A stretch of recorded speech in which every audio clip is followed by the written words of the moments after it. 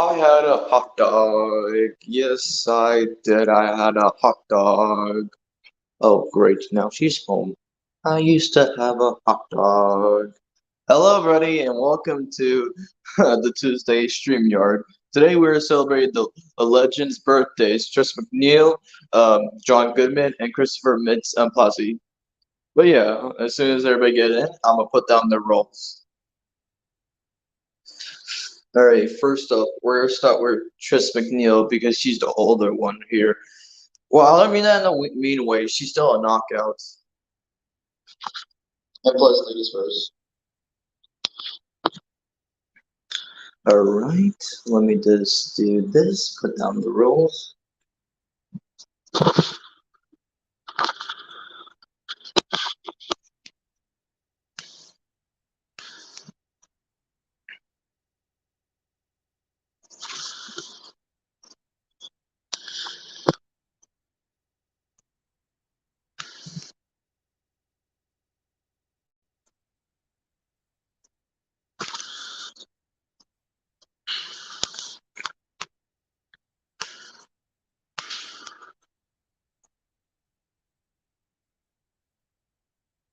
Oh, so that's what happens when you put. Okay, so that makes sense. Oh no! Oh no! Oh no! No no! It's the crazy one. Hey, dude. Hey, How how's it you going? doing? Well, I was checking out a little more about oh, there's an echo. Shoot. There's an echo. Testing. Uh, Okay, it's gone. Okay, I was saying, I was taking a small nap until I got a message from you, and then I woke up and I got a message, so yeah, that's the way. all right then. Of course, if you heard from the title of it, we're gonna start with Tristan Neal. Oh, we are? Okay. Yeah, I because paid attention. she's the older one here. Oh, I didn't realize she Yeah, was older than John Goodman. I thought it was the other way around. she's 72 currently, and John Goodman's 71. Oh, she's a year older. Wow, Mm-hmm. that's really neat.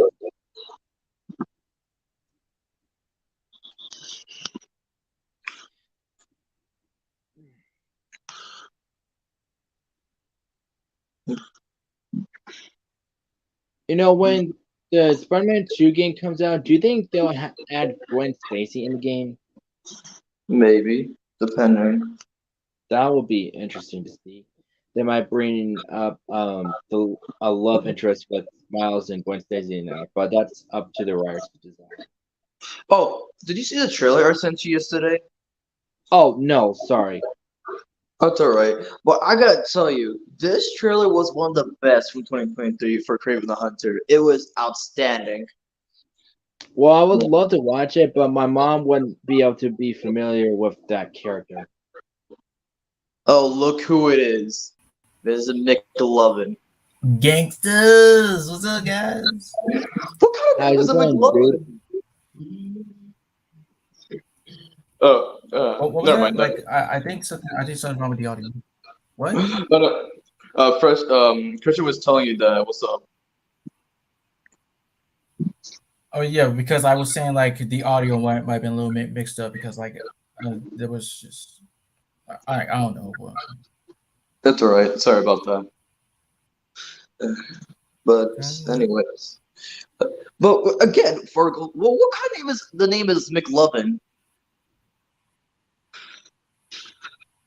Oh, okay. Like they didn't say that. Like you kind of like got a little bit mixed up because No, no, no. I'm just like improvising. didn't you That's say you saw why. the movie like No, I didn't see the movie. I oh saw the oh okay. clips, but I'm just improvising. That's why. Oh Why would it be that between this and oh okay. Muhammad? How's the most commonly used name in America? We're a freaking book for once. Uh, and you Yeah, just put a. like Mick is used for a What? lot of last names. Mm-hmm. It's kind of getting old to me. Alright. As soon as I put every roll down, and then we can start. All right.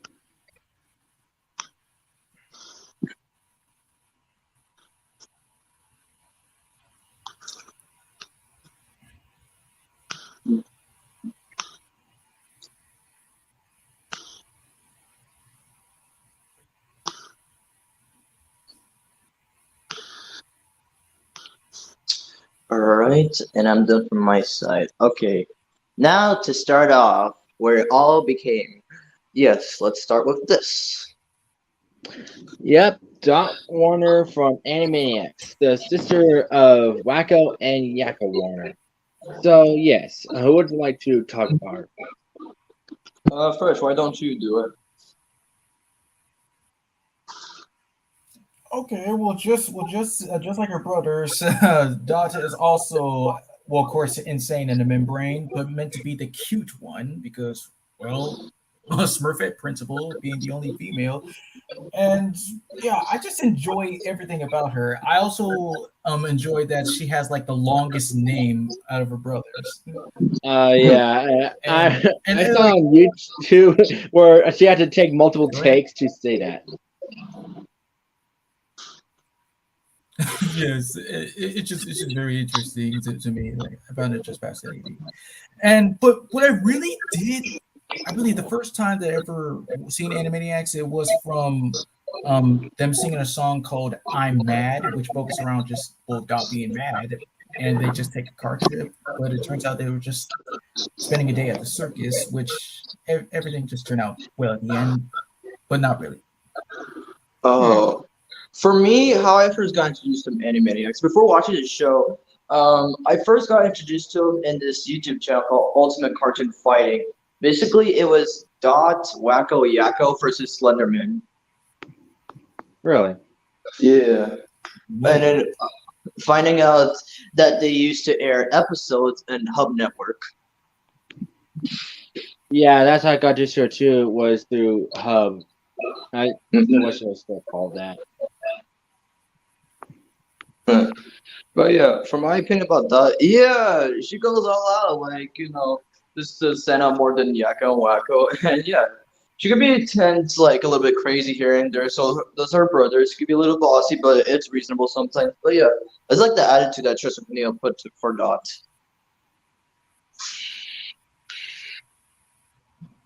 And yes, couldn't agree more. And for Dot, I give her Infinity, one of the best from Tress Oh, MacNeille. Infinity. Hang on. The Chrome muted me because I was trying to type on YouTube, but muted me out. I was going to say, yeah, Dot is a great gal. I love how Tress O'Neill voiced her, and the fact that she got to voice her again in 2020 reboot for Hulu. Of course, her voice is a bit lower, but I don't mind at all. She still got it after 22 years later. Of course. So yeah, I read her Infinity because she is really great. Alright, first we'll be back. Okay. In the meantime, I'll go ahead and write down. I was trying to type it. Well, for Tress MacNeille, do you have more from her? That's what I was doing. Okay. I had a hot dog. Yes, I had a hot dog. Oh crap, she's home. I used to have a hot dog. Now I'm sad. What's that a reference to? It was in one Roseanne episode where Dan had the whole house to himself because Roseanne and Jackie were like in a road trip, and then he was so happy that he was celebrating with hot dogs. And then when Roseanne came back, he felt sad afterwards because he was like, "I have the house to myself now." Oh, I see. All right, what's up? Yeah. All right. Yeah. Continue. Yeah. So we're doing okay. Next up, hello Ness. Yes. Even though that's also the catchphrase that Yakko and or Wacko say, that's literally the name of this character. Yep. I gotta say, I can't blame Yakko or Wacko. She is a total woo. Yep. And not only they say that to her, they say that to any fine woman. But come on, Hello Nurse was like the main one. Yeah, I got used to her through YouTube of Dirty Jokes Animaniacs. Yeah, but even though they brought back Animaniacs, they didn't bring back Hello Nurse because kids today would never get the jokes they got used to back in the 1990s. Even though they still bring in dirty jokes, they wouldn't have the nerve to bring back Hello Nurse. But they kind of bring back the joke because they said, hello, doctor, hello, nurse. Yeah, that was kind of upsetting. But speaking of dirty jokes, I should have mentioned this for Dot. One of my favorite jokes from Dot is like they were camping, right? Yako said he got something like the dogs or something, and like Dot was like, "I have the buns," and then she was shaking all that. I was like, "What the Oh, Yeah, yeah. I knew you were gonna bring that up. hell?" Yeah. Your opinion, Fresh, about Hello Nurse? Well, I just say, like, she and Minerva Mink, like, she were just two of the finest characters of all time. I just gotta say, there's nothing that's good enough for me. Yep, totally. Yeah. Even though, And she is not too One at a keen time. with. Sorry. no, go ahead, Christian. But she is not too keen of Wacko or Yakko hating on her, especially when Yakko was being like trained how to treat a proper lady, and he was shaking her hand. He said, "How do you do that ding with your mouth?" Like them jokes. But yeah, even though yes, I did say this. Like, even though she's not still in the reboot, I totally understand. But still, she's like one of the classic characters. Come on, man. Even though yes, the Animaniacs revival is doing really good. It would have been good to see more classic characters from the era. Well, we did get back that woman squirrel. What was her name? Oh, I know. What? She's not okay. Okay, what woman's? You know that gray squirrel that Be has her. specific. Yeah, that's Slappy. Slappy, thank you. They did bring her back for one episode I saw on YouTube, but that I don't think we'll be able to get to see Hello Nurse anytime because that can't. Mm-hmm. But for Hello Nurse, Infinity. 10 out of 10. Fanny. All right, next up is Mindy's mother. First, do you have any reminders of this character? Okay, well, all I know is she's just, well, yeah, she is what she is, the mother of Mindy. Like, she didn't really know really much about her. Just it's up to Buttons to make sure that she stays out of danger or something like that. So if I remember correctly. Yeah, I'm gonna elaborate with that because I saw videos of her like years ago. So basically, yeah, she did keep an eye on Mindy a little bit, but she never pays attention that much because she's always busy and all that. Wow. Yeah. But yeah, for her mother, I give her a 4 out of 10. Well, I Take your don't know word. anything about her. I'll give her a 4 as well. All right, so let's see here. Marita Hippo. You remember the purple hippo she voiced? I seen a clip on YouTube. Like, I know that one girl I fell in love with her. I forgot what her name was. She looked like a dog, Hmm. but But I know who you're talking about. yeah, I know the other hippo was voiced by Frank Welker. A few times I saw them was in the song Macadamia Nuts. Yeah, that's all I saw him too. Mm. But I did hear the voice a little bit. It's really good. In my opinion, I give it a 7 out of 10. 7. Let's see, Miss Flammo. Yeah, she's a strict teacher at Warner Brothers school, basically. Like she hates everything if you do it wrong, like spelling errors and like your behavior. Yikes. Yeah, and boy, that bosom. Yeah, I uh, love this scene where she grabbed a marker out of her dress and Yakko asked, "Oh, what else you got in there?" yep. Even though, yeah, I've seen a little bit of her from videos, I give her a 4 out of 10. She's mixed. For 3. All right, and last, yeah, thank you. Lastly, Billy. Yeah, I was really shocked about this character. I learned about this character this morning that she basically looks like a female version of Pinky. You could see that. No, she is. That's what they said. Oh, Yeah. Yeah, she did have a love interest for him. Yeah, it was kind of complicated. I didn't see the episode, but I read about her, and it was like, wow, like her and Pink have like a lot of like similarities, but wish it could have gone longer. But hey, what you can do? But for her, I give her a 7 out of 10. Agreed. Ow. And yeah, for her multiple roles in Animaniacs, I give her yes, it's good. Sweet. Stand here. Yes. All right, next one. I'm feeling toony for this one. Bad Bunny and several others. Tiny Toons Adventures. Yeah. First, would you like to start us off? Okay. Yes. Babs. Yeah. Yeah. She's great friend. She's great friends with Buster here and there. There's no relation to them. They're just like they make clear about that to us.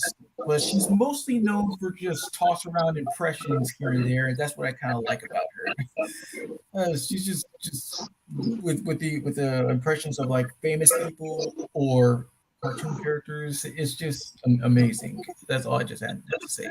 And I gotta say, she was at her most amusing in the Tiny Toons movie, How I Spent My Vacation. Agreed. Like that was like one of the best ones. Yeah. And Yes. with Tiny Toons, we do say this a lot, but I just like how it's like a kid version of Looney Tunes, but with different designs. Yeah. Of it's the same universe in Animaniacs. Yeah. For Babs, I give her Infinity. She's just awesome. Yep, she's a classic. Yeah. Next up, Mrs. Bunny, who is Babs' mom. Yeah. I only like. Well, yeah, there were some episodes of her, but how I really got introduced to her is like how I spent my summer vacation. That's the only time I got introduced to her. Oh, okay, Uh, though. Same. and Mrs. Duck is Plucky's mom. And then Emily Duff is, of course, Elmira Duff's mom. And yeah, Brick Duff is Elmira's, like, little brother. Yeah. But Big Boo, oh, yeah, when I saw the movie How I Spent My Summer Vacation, yeah. She's like one of the sisters of, like, this alligator, like, family. You remember that, Fresh? I do. Do you want to explain? Okay, all they like is yes. So it's just these three alligator daughters. They just want to marry Buster, and their dad kind of like approves of it because well, just reasons they just want to eat him and marry him. It's just nuts. Mm-hmm. Yeah, for this character, I give her, like, a 5 out of 10. It was, like, cringy for Buster. Well, the way you described it, I'll agree with 3. you, score. And I saw the picture, like, ooh. And yeah, a really surprising one when I was watching the movie was Roseanne Barr. I was like, oh my god, she can do a really good impression of Roseanne. That's pretty cool. And yeah, with various, do you know any more characters from Tiny Toons, y'all? I don't. Mm. We'll see if I can be able to.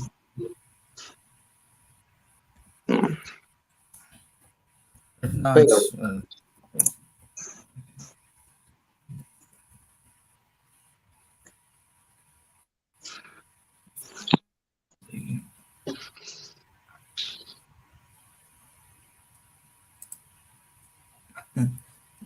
right now.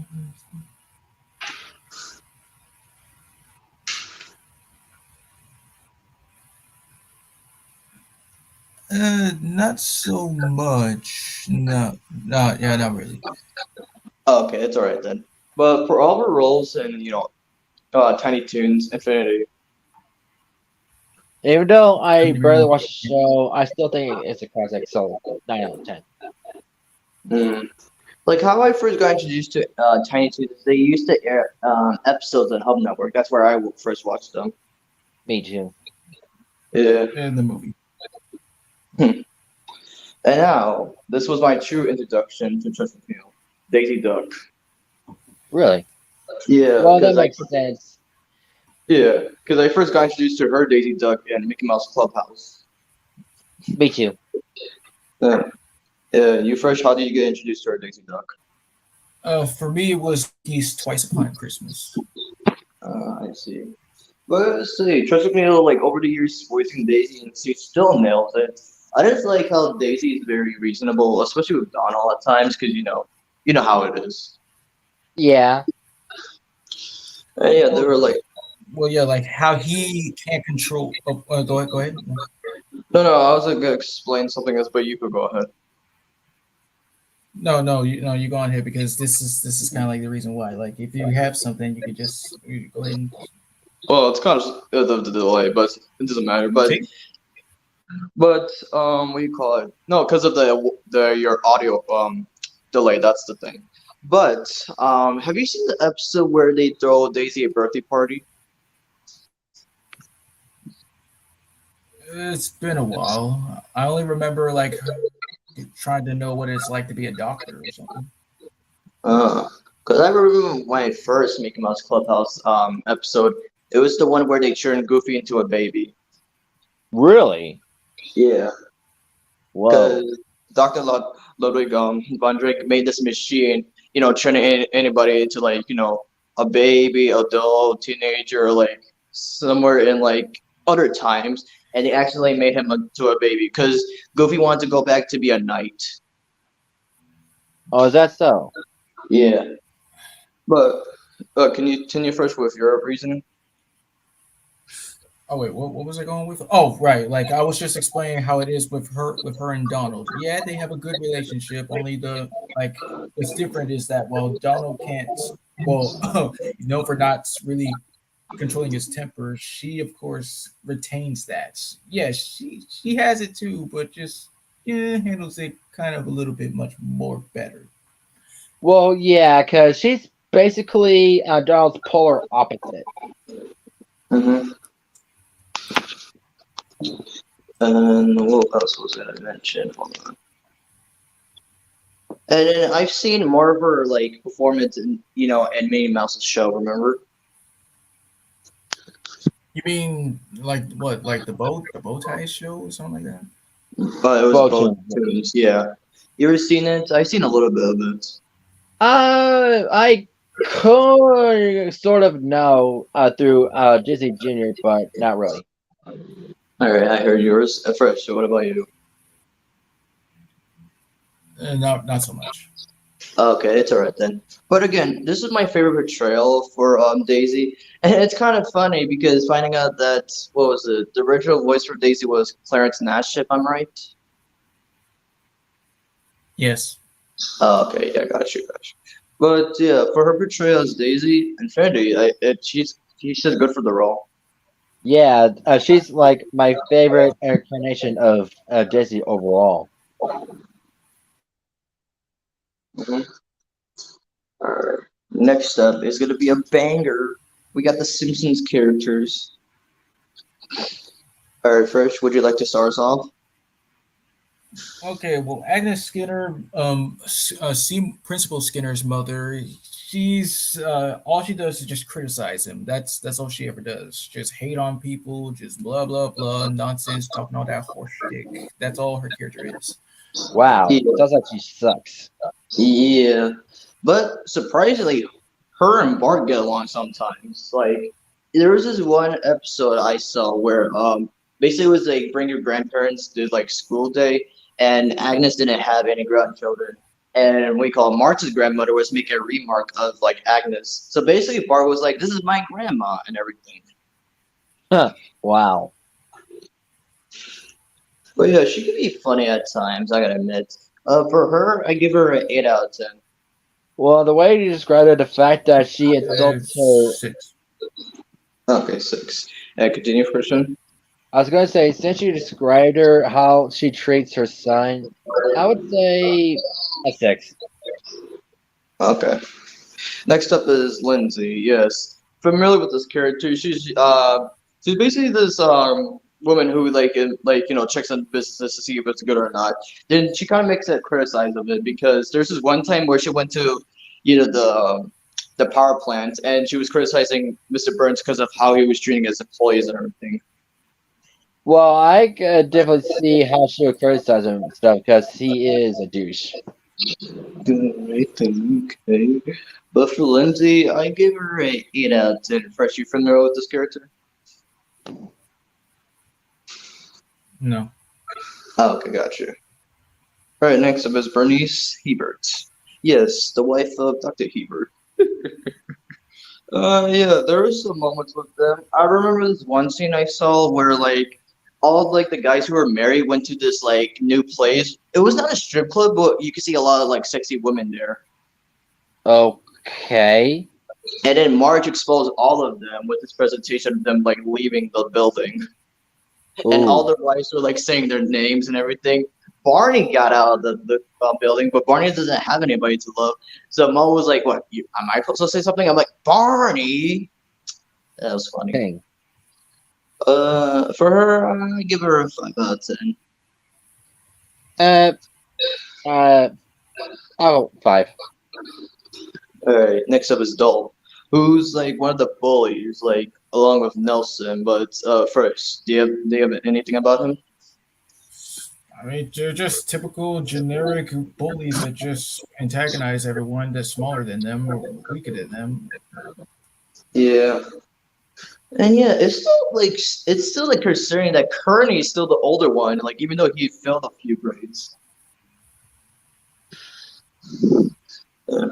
What do you call it? Fun fact: Tress MacNeille voiced Jimbo for his first episodes until he got replaced.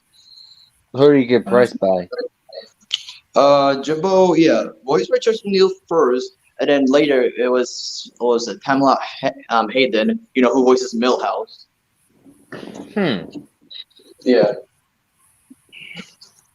And next up. Oh yeah, Barbara. I was like, yeah. So basically, she's this character named Uberella. You ever heard of this character? No. No, but she looks like that iconic horror lady, Elvira. Yeah, that's the parody. Yeah, I saw this in a video. I was like, oh, okay. Now you're gonna get interested in this. For her, and then I give her a 5. All right. You know, Let's see. Was it Brandy? Is that if I'm saying that right? maybe Brandine. Brandy. Oh yeah, that's Cletus's wife, aka sister. Really? Wait, Yeah, sister yeah, and because wife? redneck people do that. Yeah, Oh, good God. and have multiple kids. Why not? Yeah, they did, and then oi, there are some surprising parts here and there, but I was surprised when Homer did their like wedding ceremony. Oh, dude. Yeah, he did, and he was like really shocked. I was like, wait, your brother and sister? And that's when you play this tune, "Sweet Home Alabama." Dude. What? That's the most common country that do it. It's a true fact. Search it up. I know, but I didn't want you to bring it up. Sweet home. I'm just joking. Okay. Okay. Next up, Crazy Cat Lady. Surprisingly, she was not always crazy. She was once a business lady. And how did that turn out? Yeah, she was going successful until like years later, everything went downhill for her, and then she started collecting cats, and it became all crazy and stuff. Her real name is Eleanor Abernathy. Yes. Yeah. But I just like the crazy voice she puts for this crazy cat lady. It kind of reminds me when she does the voice of Arnold's grandma. Interesting. Fred, your opinion about her? I mean, like you basically just said everything. So yeah, she's just typical, just stereotypical crazy lady. Just obsessed with cats. Thinks that they're their only her only friends. I see. Let's see here. Okay, before I do anything else, I'm just gonna do this. No. Okay, so if I go back here. Oh yeah, Cookie Kwan. Yeah. So she's basically this go-getter, like Springfield real estate industry. Yeah. She kind of reminds me of this other character that Hank Azaria voiced. Which is What was his name? I know his last name was. Wait, hold on. Let me go here. Because it was the same like character from the Butterfinger commercials. It was like the karate one. nice. Oh, Um, you mean? Uh, wait, what wasn't his name?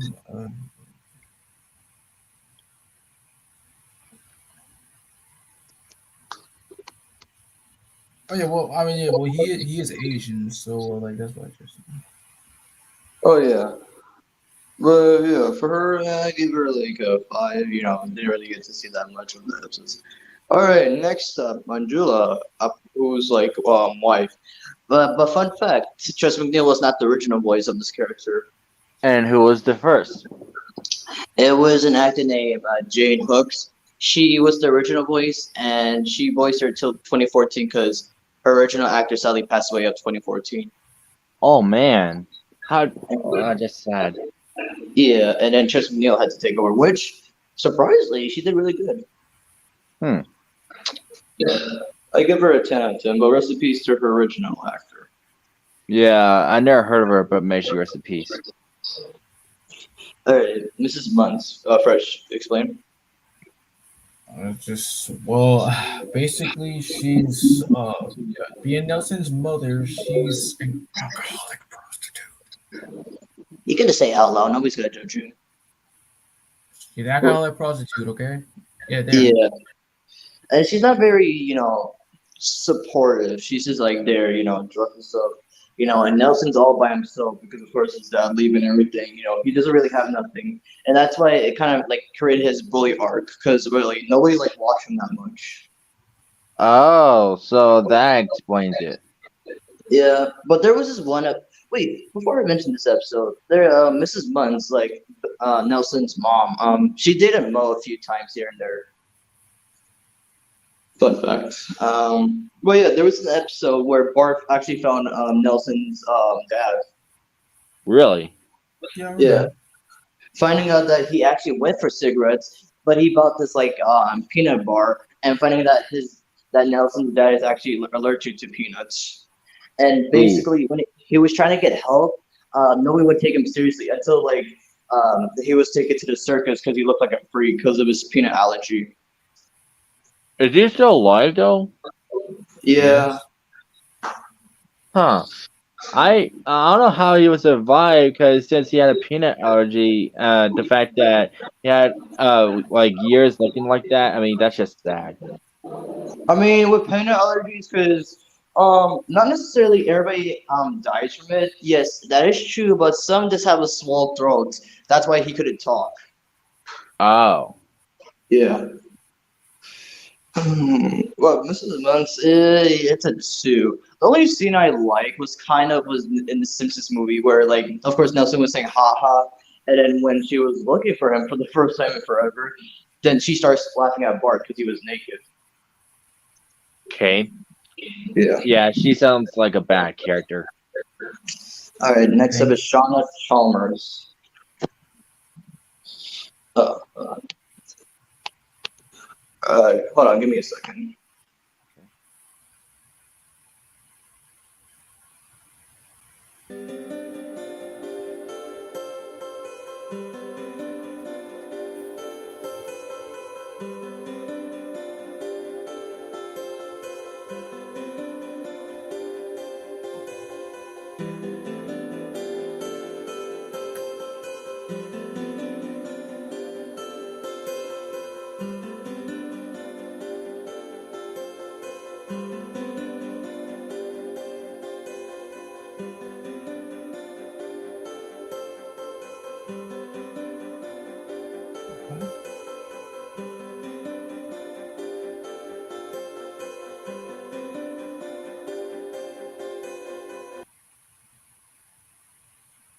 All right, back. Okay, Shauna Chalmers. So she's basically, Jimbo's girlfriend. But how I first got introduced to her is like Jimbo and his friends were doing something, and nobody had to take Shauna to like the movie theater. So Jimbo was like the bar to take her and everything.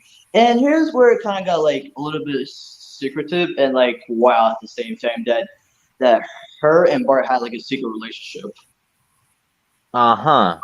Yeah. Oh Until yeah, he I remember. Yeah, until he got caught by Jimbo. And this is where he found out that Jimbo doesn't have full hair, that he has like side hairs and everything. Really? Yeah. But yeah, and finding out that she's the daughter of Super Nintendo's Chalmers. But other than that, but yeah, that was surprising to find out that that was her father because they never really, introduced her last name ever until like they had episodes together with, with them. But what I'm gonna say is with Ralph. Hi, Super Nintendo Chalmers. What did you say? I just like the, Every time. I just like the face he makes afterwards. But for her, I give her a 7 out of 10. Yeah, 7. Okay, Lunch Lady Doris. Now with her, yeah. Again, this was not originally voiced by Tress MacNeille. It was somebody else, but that actor sadly passed away. I think in 1994. 1994, man. And who was her original voice actor? Yeah, if I go here, Lunch Lady Doris. Got it. It was an actor named Doris Gale. Man, very serious a piece. Yeah. And oh, wait a minute. Hold on. Oh, I was kind of off with her sad passing. She sadly passed away in 1995. And the last episode that she ever voiced Lunch Lady Doris was in 1997. Ooh, man. Yeah. Honestly, when Tress MacNeille took over, it was really good. Like whenever like Tress like takes over for like somebody, she always nails it. Yep. But with Lunch Lady Doris, yeah, she does have like random moments, especially when she's giving like lunch to the kids. I give her a 7 out of 10. She does have funny moments, especially finding out that she took a double job as a school nurse. Interesting. And how did that turn out? That's great.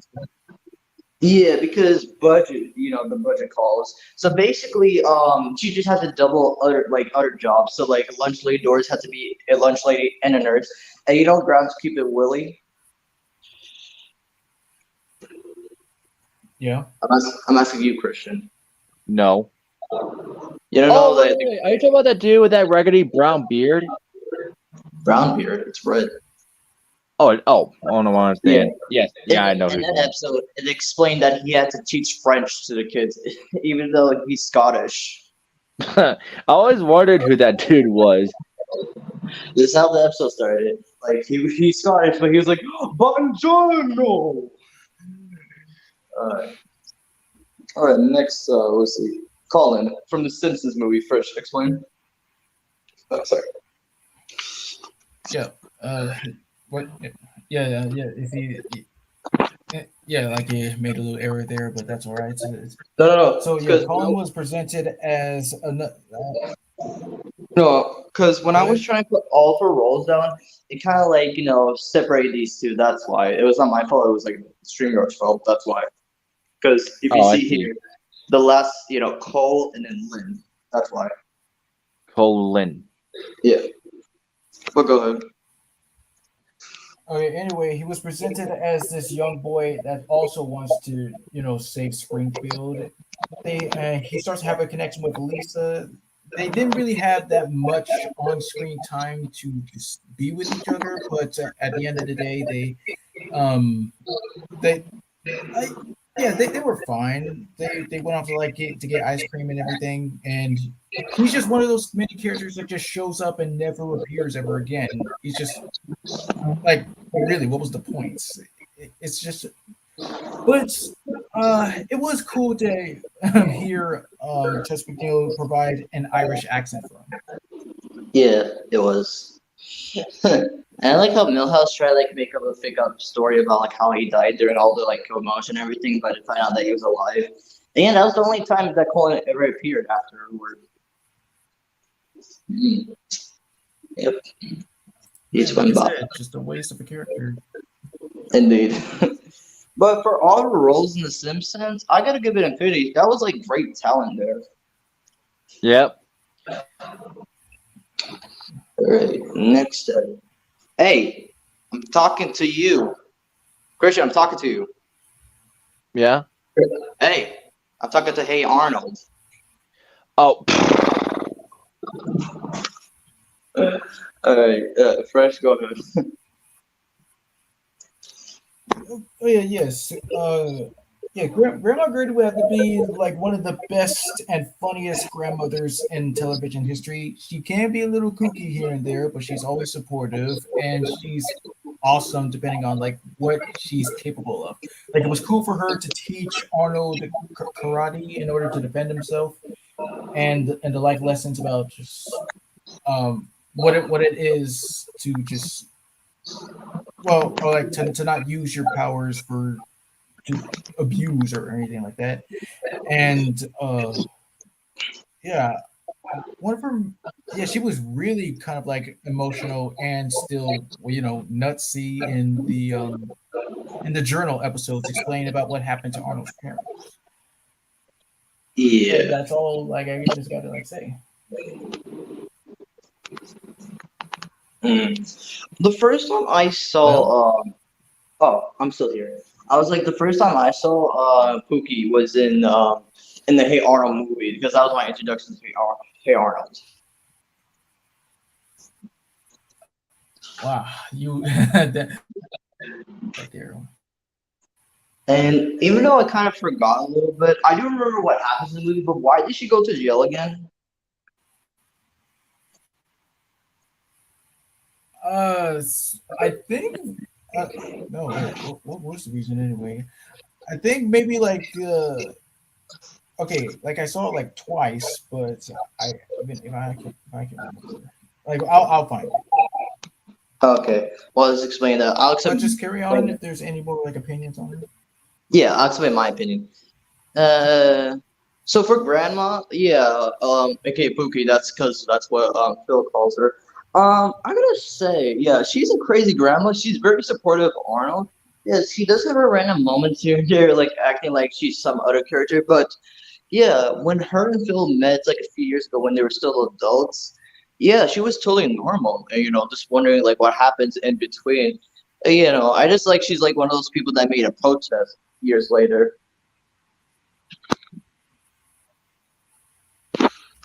Well, surprisingly enough, it's similar to what Arnold and Helga went through. It's like how she met Phil is by just teasing and make fun of him, and it's crazy. Yeah. But for Pookie, she's one of the funniest characters in this show. I gotta give her Infinity.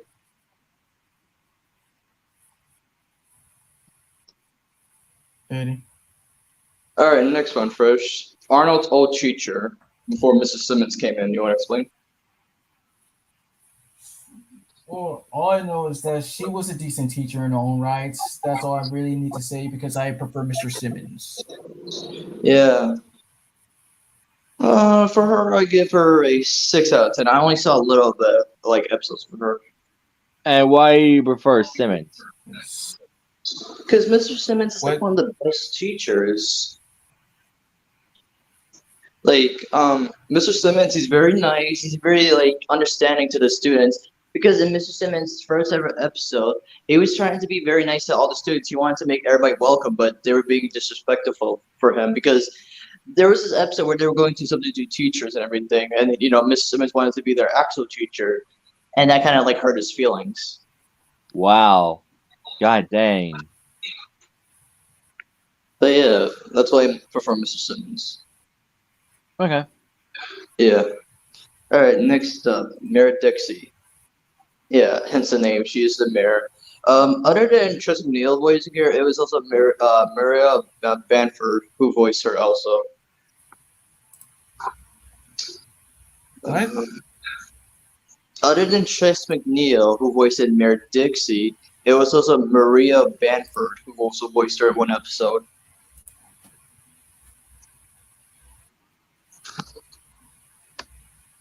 Yeah. All I could say is I just saw it from like reports and everything, recordings and anything like that. She's decent. So I give her a 6 out of 10. Like, Fresh, what were you gonna say? No, like it's the stupid audio. I'm The sorry. internet connection just going on and off. It's just messing me up. Do you want to leave and rejoin? I mean, I've tried to. Okay.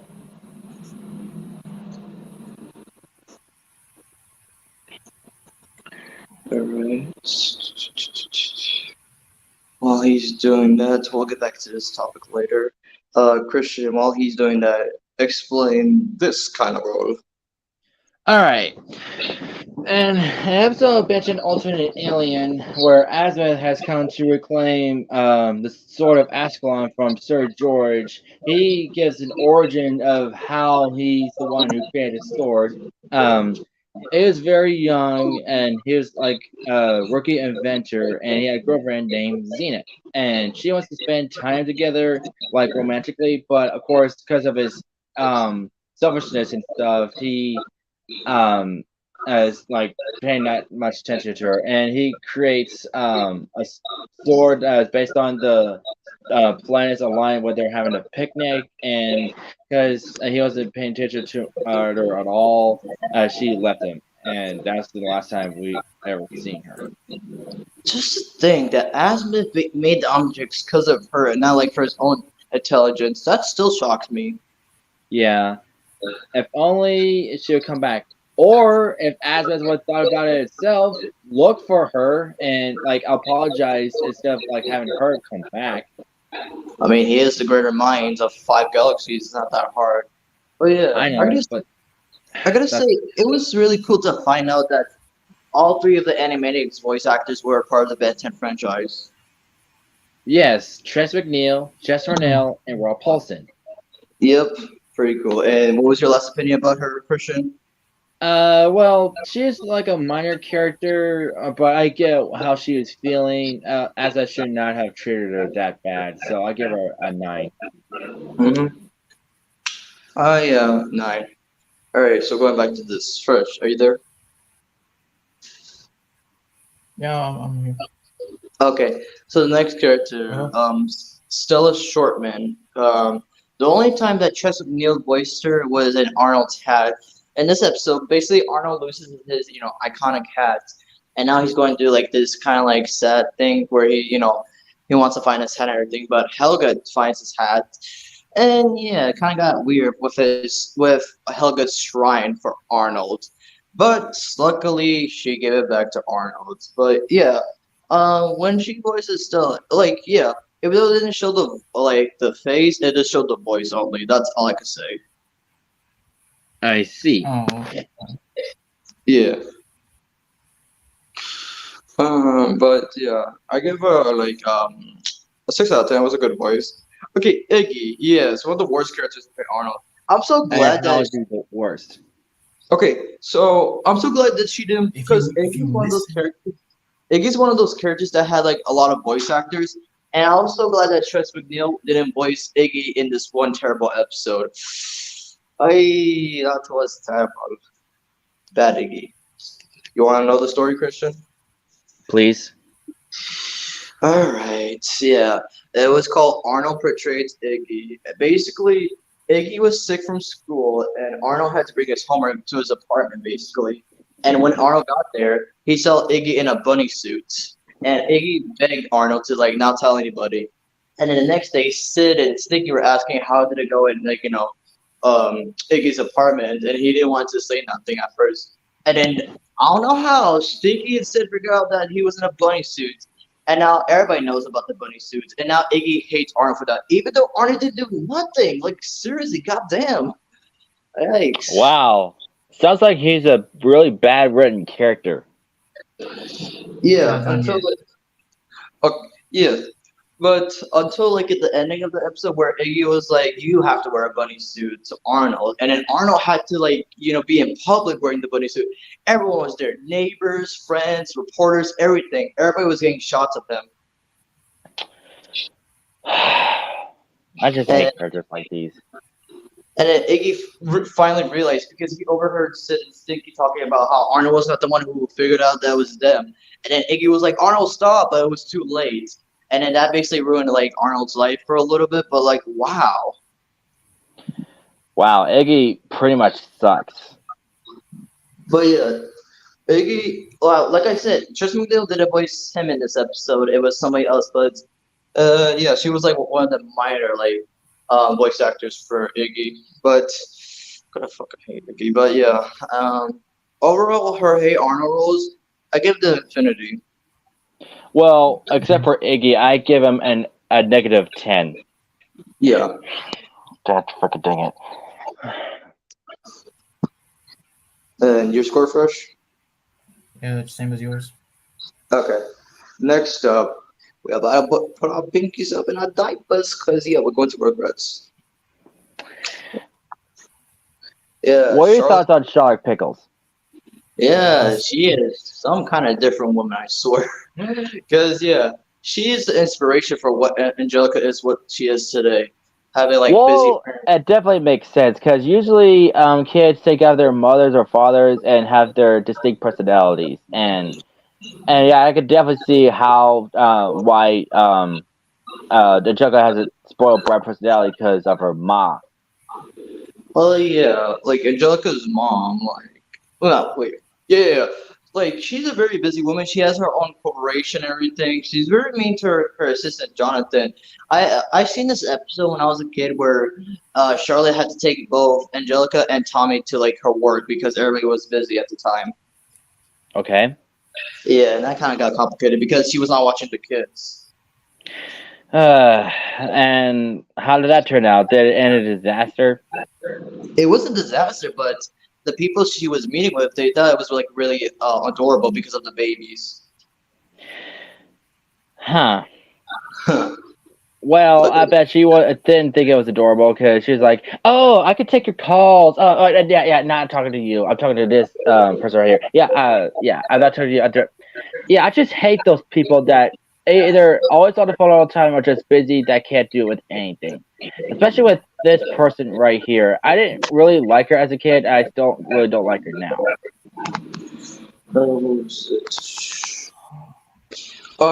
There was also this episode where it was where Charlotte had to take Tommy, Chucky, and Angelica to the Dummy Bears show, and basically they had a flat tire, and she was trying to call this person, and while this is happening, she doesn't realize that the babies left the car and went to this Italian restaurant.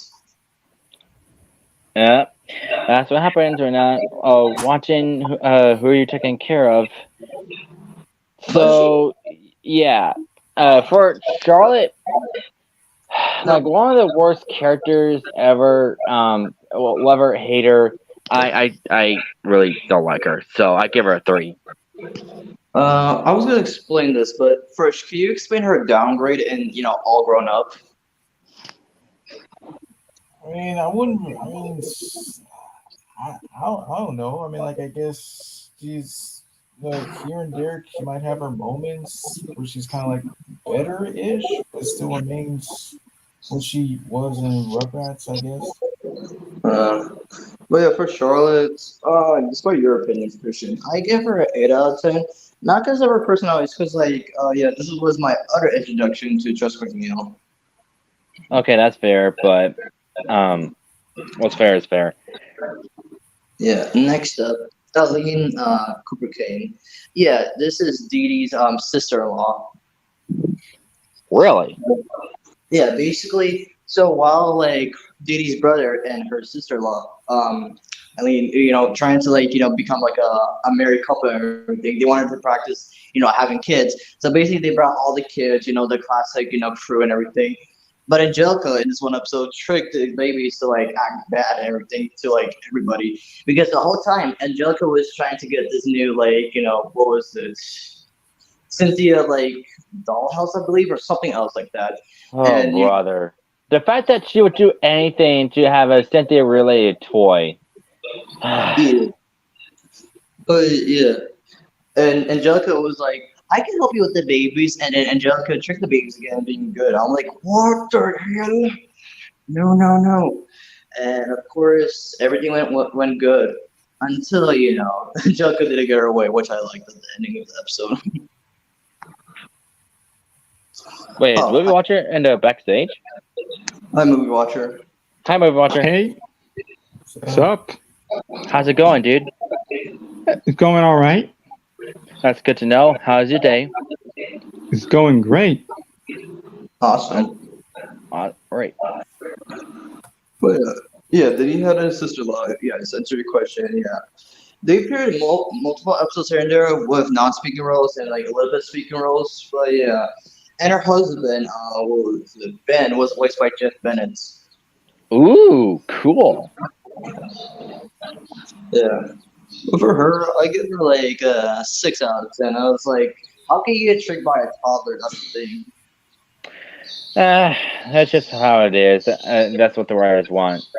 And it's bad writing, nonetheless. So I agree It's with not, your it's, it's not bad writing, to be honest. It's like how they make the characters. Well, it's not really the writing, so the description of the character. if you say so. So I give her a 6 as well. I love how Christian always explains bad writing, even though there's a bad writing, strike at the moment. Well, I can't help it. There are many shows with bad writing. It just pisses me off. It pisses you off, but it pisses the people that makes like all Maybe the if you took the time to understand. yeah, and you don't get paid much. That's like really sad for them because they work really hard for that show. I know, but I still have a lot of criticism. You're despicable. No, I'm just kidding.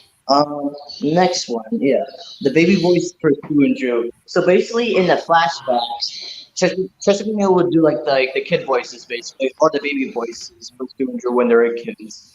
And yeah, I actually saw those episodes, especially the camping one. Yeah, but later in the season, they just got replaced by E.G. Daly and Pamela Alden. But for her role for Rugrats, I give her a 9 out of 10. Neat. Alright, next up. Chip and Gadget from Chip and Dale Rescue Rangers. Yeah, from the show and the movie. Yep. And of course, I got introduced to Chip and Dale through like the Disney commercials and like advertising pictures and stuff. What are your thoughts about Chip? Chip is the responsible one. He's always like the leader and everything. How I first got introduced to her version of Chip was, yeah, of course, when they made an appearance in Mickey Mouse Clubhouse. That makes sense. Yeah. Oh yeah. I learned more about Chip, yeah, doing like some facts, and especially in the movie from 2022, which was a really blast. Yeah.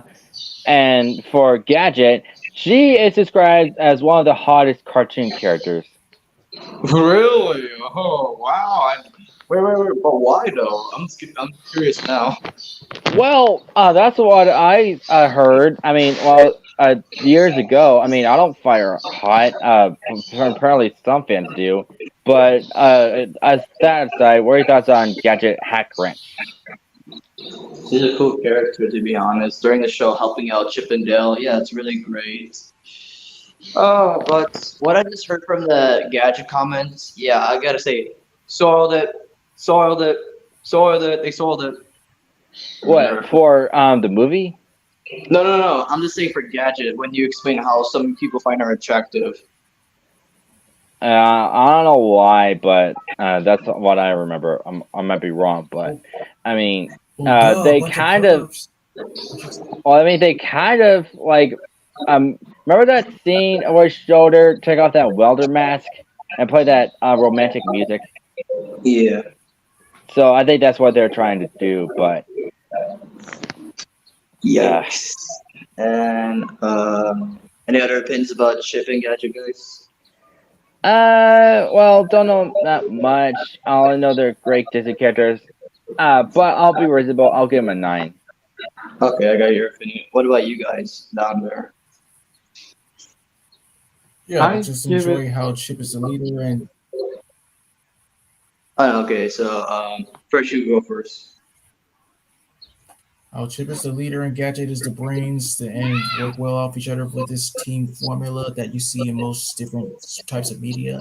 And I just like how, well, again, when you're given multiple characters, you can differentiate. You can like make them sound just make sure that they sound different.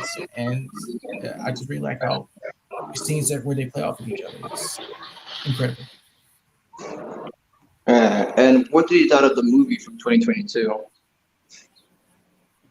Oh yes, and remember, even though Chip, even though that Tress MacNeille reprised as Chip, like she only provides his chipmunk voice, while of course John Mulaney takes full control.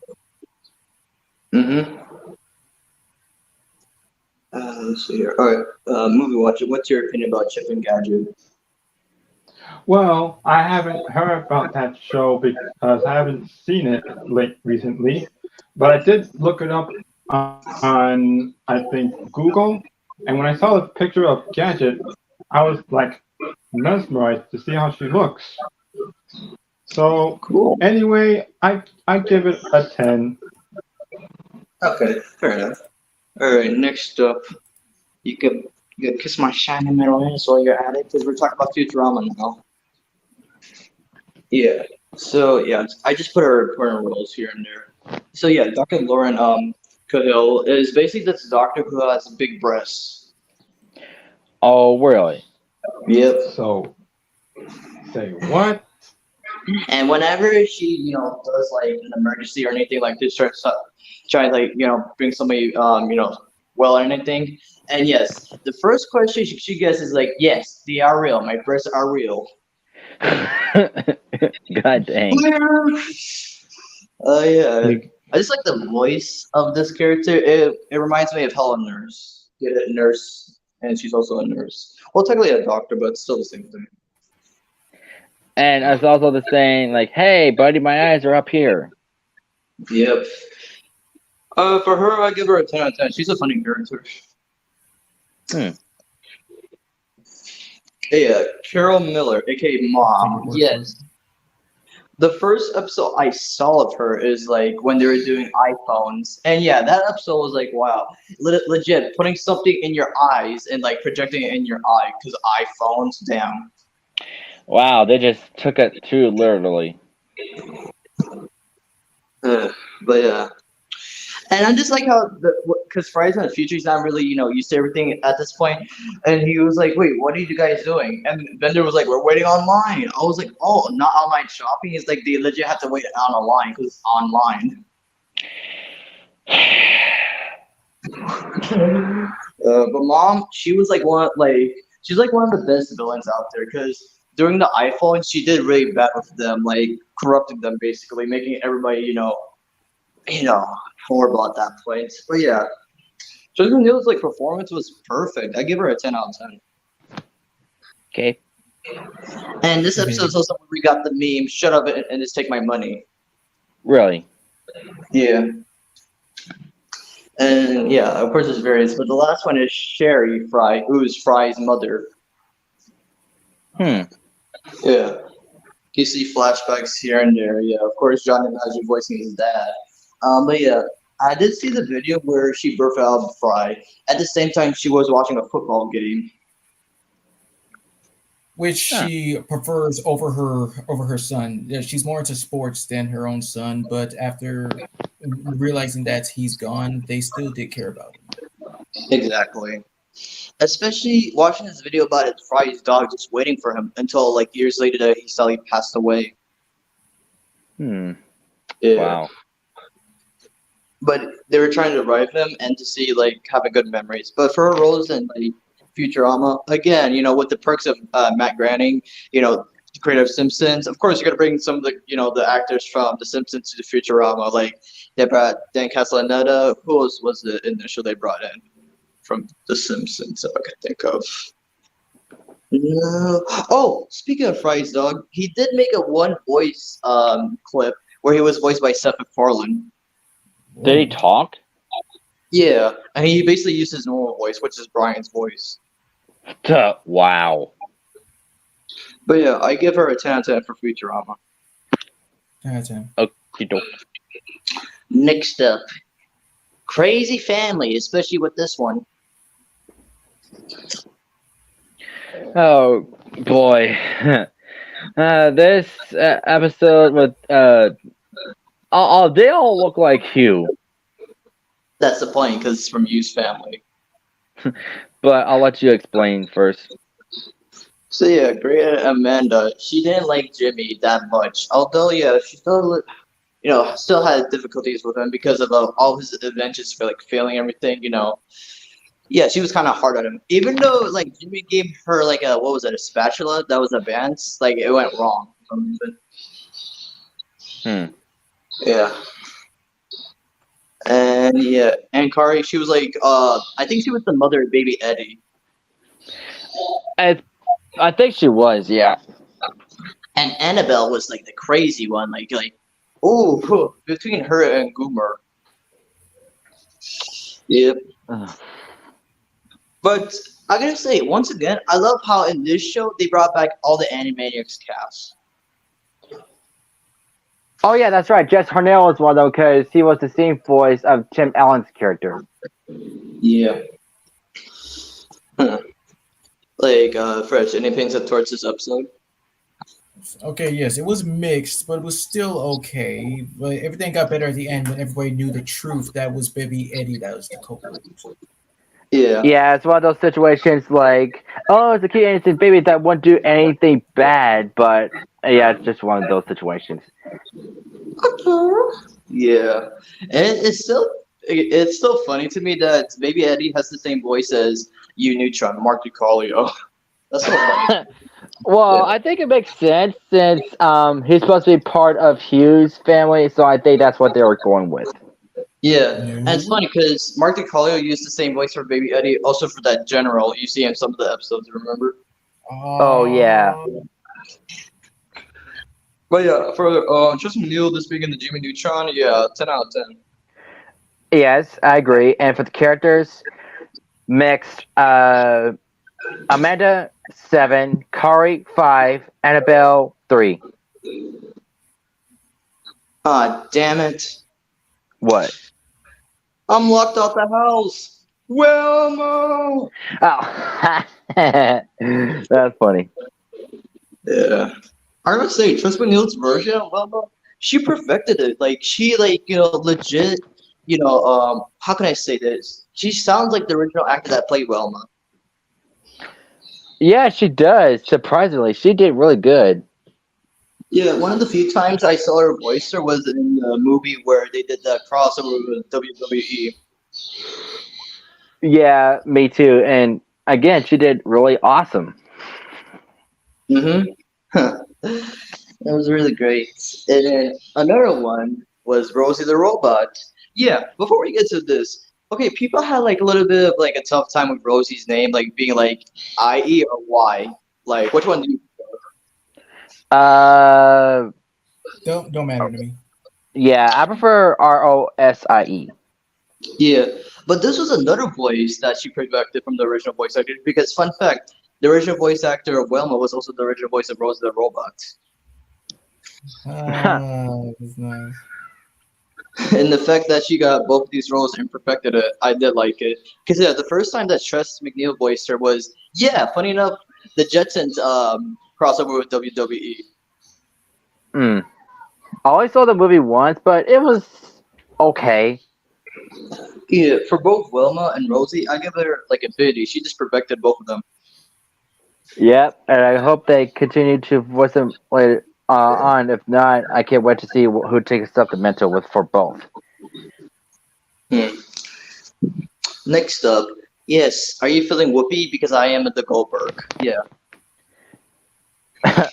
That's funny. Yeah. So yeah, in the Timon and Pumbaa show, I've seen a little bit of it. Surprisingly, they had their own show. Yeah. Yeah. What do you call it? Yeah, Shenzi was voiced by Tress MacNeille. That was really good. And Ed was. Okay, he's coming back. But while he comes back, guys, I have bad news. what? I have to go to grocery store with my mom, so I have to go. But I don't know when I'll be back. But You can guys handle it while I'm gone. So sorry. That's alright, buddy. Have a good time. You too. See ya. So yeah. Mm. But yeah, her version of Shanti, she did really good. She almost matched Whoopi Goldberg, but it was pretty good. Your guys' opinions? Well, yeah, I do prefer Whoopi Goldberg, but Tress, like I'm positive that she did do fine. Besides, it is great to take on just another Thomas Honor character. That's always a go in my book. Yeah. And what was also so cool that Raw Paulson voiced in Bonsai in the show. Bingo, yeah. Yeah. For her role as Shanti, I give her a 10 out of 10. Infinity. Next up, my T for Philly, Fang, today because of Fang. Yeah. Do you remember Fang from Dave the Barbarian Fresh?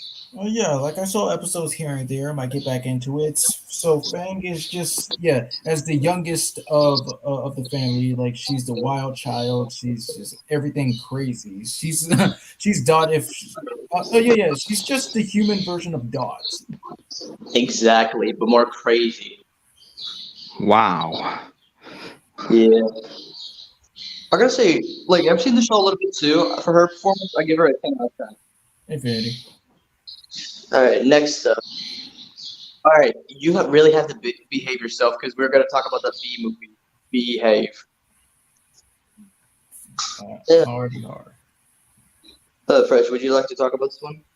Okay, in B movie, yeah, this was one of the many surprising ones because, of course, around the time where just still, when it comes to animated films, there's not even a chance where professional voice actors are just going to be in there. It's all just celebrities ever since whoever came up with that idea. I'm not hating, I'm just saying. But anyway, yeah, Tress MacNeille, like, yeah, she played the mother in the. She played the mother where Barry got sucked into the car. Jeanette Chung, she was one of the B reporters, and the cow at the end of the movie about just needing to be some kind of having Moose Blood be her lawyer, I think, if I remember correctly. Mm-hmm. Yeah, but I gotta say, this is like one of the few like movies to have like professional voice actors in them, and I gotta give her a 10. It was really good. Well, yes, I agree. And now this was a shocking one when I first heard this song in 2021. Yes, when she played Lucy in the song "Ricky" by Weird Al Yankovic. It was really shocking though. And I'm glad that you showed me. Yeah. Oh, Lucy. And this is one of the few times where you see Weird Al Yankovic with short hair. I was like, whatever, like that's one of his trademarks. And so, yeah. Yeah. But yeah, for her role as Lucy, she really perfected it, especially getting the voice down. And I still love Triss's like sing during this song. I give her a 10. It was perfect. Oh, I'll take a word on it. Mother from Yogi's Great Escape. I haven't seen that. Sorry. Well, even though Chris puts down, have you guys seen the roles in the 70s? No. But fun fact, a character that looked like Hello Nurse actually was a cameo in the show. Yes, yeah, right. In the episode, like Grim the Giant free Teensy, if I got the first episode right. Mm-hmm. No, wait, it was Grim the Dragon. Grim the Dragon, not the Giant. Yeah. But yeah, next one, the narrator for Denver the Last Dinosaur. I saw this a little bit on YouTube because I was doing research on Tress MacNeille 2 years ago because I wanted to find out more roles about her. I was like, oh, she was a narrator, cool. Because whenever it comes to like documentaries like this, it kind of reminds me of going back to like history class when I watched documentaries, especially from National Geographic. And yeah, finding out the whole time that Josh Brolin was the narrator of all of that. Huh. Yeah. And then the last one documentary I saw, yeah, even though the teacher's like, yes, we know it's Josh Brolin, but in this documentary, the narrator is Jeremy Renner. It's awesome. Yeah. You know what I think about Doc Dodgers? No. Yeah, I didn't watch the whole video series and all that. All right. Thank you, Tress, for your roles. They were memorable. All right, next up, we're going to a Goodman. This is John Goodman. All right, let me just put down his roles. And we are done. Okay, okay, the first one. My introduction to John Goodman was Dan Connor from Roseanne. Yeah, and people say he's like one of the best dads of like the sitcom history, and I gotta agree. Dan was like one of the funniest. Dads. He was very supportive of his kids. Although him and Roseanne had arguments, they like get along with each other, and they were just an awesome family. Well, I'm glad to hear so. Yeah. It was so awesome, like, and then of course he did return to the Roseanne reboot, which eventually turned into the Connors. But yeah, John Goodman, goddamn, after all these years, he still got it. Which reminds Of me, course. a few hours ago, before doing the stream, I saw somebody on the internet say John Goodman lost more weight than usual. Like he lost a lot of weight. And yeah, he looks fantastic Yeah. before and after. I don't understand, but it is kind of sad when you do know about what happened to him in his, Yeah. well, his youth. I know. But I gotta say, I gave him Infinity. It was perfect. Everything about it was just perfect for him. Alright. Next up, Sully from Monsters Inc. Go ahead, Chris. For starters, like not that it's a big deal or nothing, but you forgot the Eve as well. Oh, my fault. Sorry. But anyway, yeah, James P. Sullivan is without a doubt John Goodman's most softest role that he's ever done. Like his most kid friendly one, and is a great introduction for me to enjoy Monsters Inc. as a whole because. Well, it was around that time. While I did enjoy the film, it was one of the more films that made me feel generally emotional, and that's why I rarely watched it. But it was up until I had a change of heart about knowing that's important to film and media as a whole, and I embrace it. And yeah, it's interesting that he's the protagonist in the movie and the deuteragonist in Monsters University, where he's much more kind of got a little bit of character development there. And so that's all for myself. Hey guys, how you doing? But yeah, I gotta agree with your statement, Fresh. Monsters Inc. is my second favorite Pixar film. It's like one of the best ones. Oh, second. Same here. Yeah, and this was my second introduction to John Goodman. And yeah, my mom told me that Dan from Roseanne was Scully. I was like, what? No way! That was pretty awesome. But yeah, John definitely did great with Sully, although it's a little bit mixed in with, Monster University. But they were just, in the university. What can you say? But I gotta give him Infinity. It's like one of his best roles. Yes, I couldn't agree more. All right, next up. Dude, you're trying to, ruin my groove, man? Pasha. Care to explain Fresh? Oh, yes, yet another one from good old John. I remember watching. What? Nobody said nothing. No, it's probably just the echo, or it's just the volume. It's or the connection. It's just messing me up. But anyway, though, I remember watching Emperor's New Groove back in like elementary school in the gym, and all right. We'll just. Oh no, wait! I can't bring that up. All right, well, let's just fill in the blanks here and there, I guess. No. Oh, just in case he doesn't forget.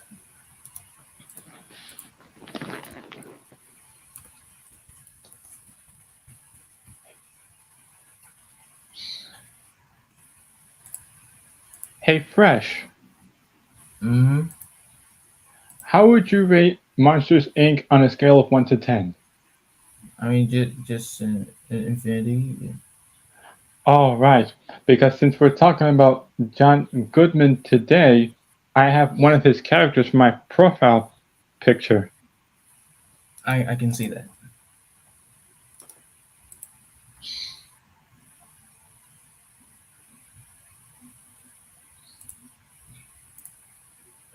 I like, how would you rate? 10 out of 10. Well, fair enough.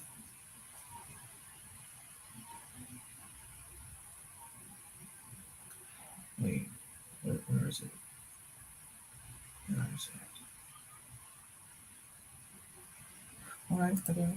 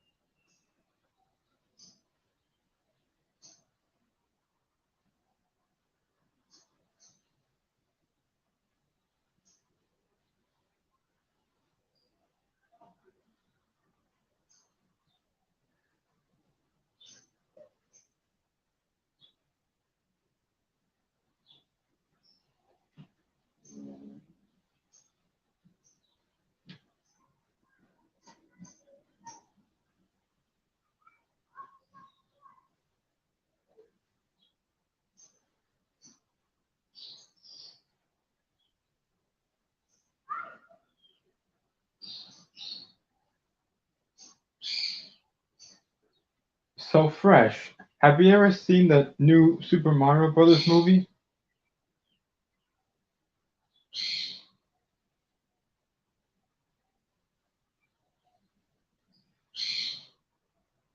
Oh, I'm back. Sorry for the late, everything. Hello? We're here. Oh, Fresh, you still here? Oh, he's got his mic off. Oh, okay. Well, since he explained his opinion about Pacha, I'll just explain mine. Okay. So my opinion about Pacha, yeah, he's a great character from the Emperor's New Groove. He tried to be reasonable with Cusco about like his line and everything, saying don't take it and you don't remake it. Although he was like really mad at Cusco for everything, he was still like understandable. And I like how he's a great father. I see. Yeah, my like yeah. I gotta say this is like one of like John's other like nicest roles. I first watched this movie in school. How long has it been since you watched it? I watched the last time I watched it was back in 2022. Well, for me, I think I watched it when I was in elementary school at the time. I don't know when exactly, but I did see it. Hmm. But was it a great film for you? Yeah, it was quite all right. 10 out of 10. Same here, Infinity. All right. Let me just go Uh, over. so what happened? Oh, sorry for the long wait. I just had to take a call, but you explained your reasoning with Pacha, right? Not really, because Oh, okay. Then just didn't know what to do.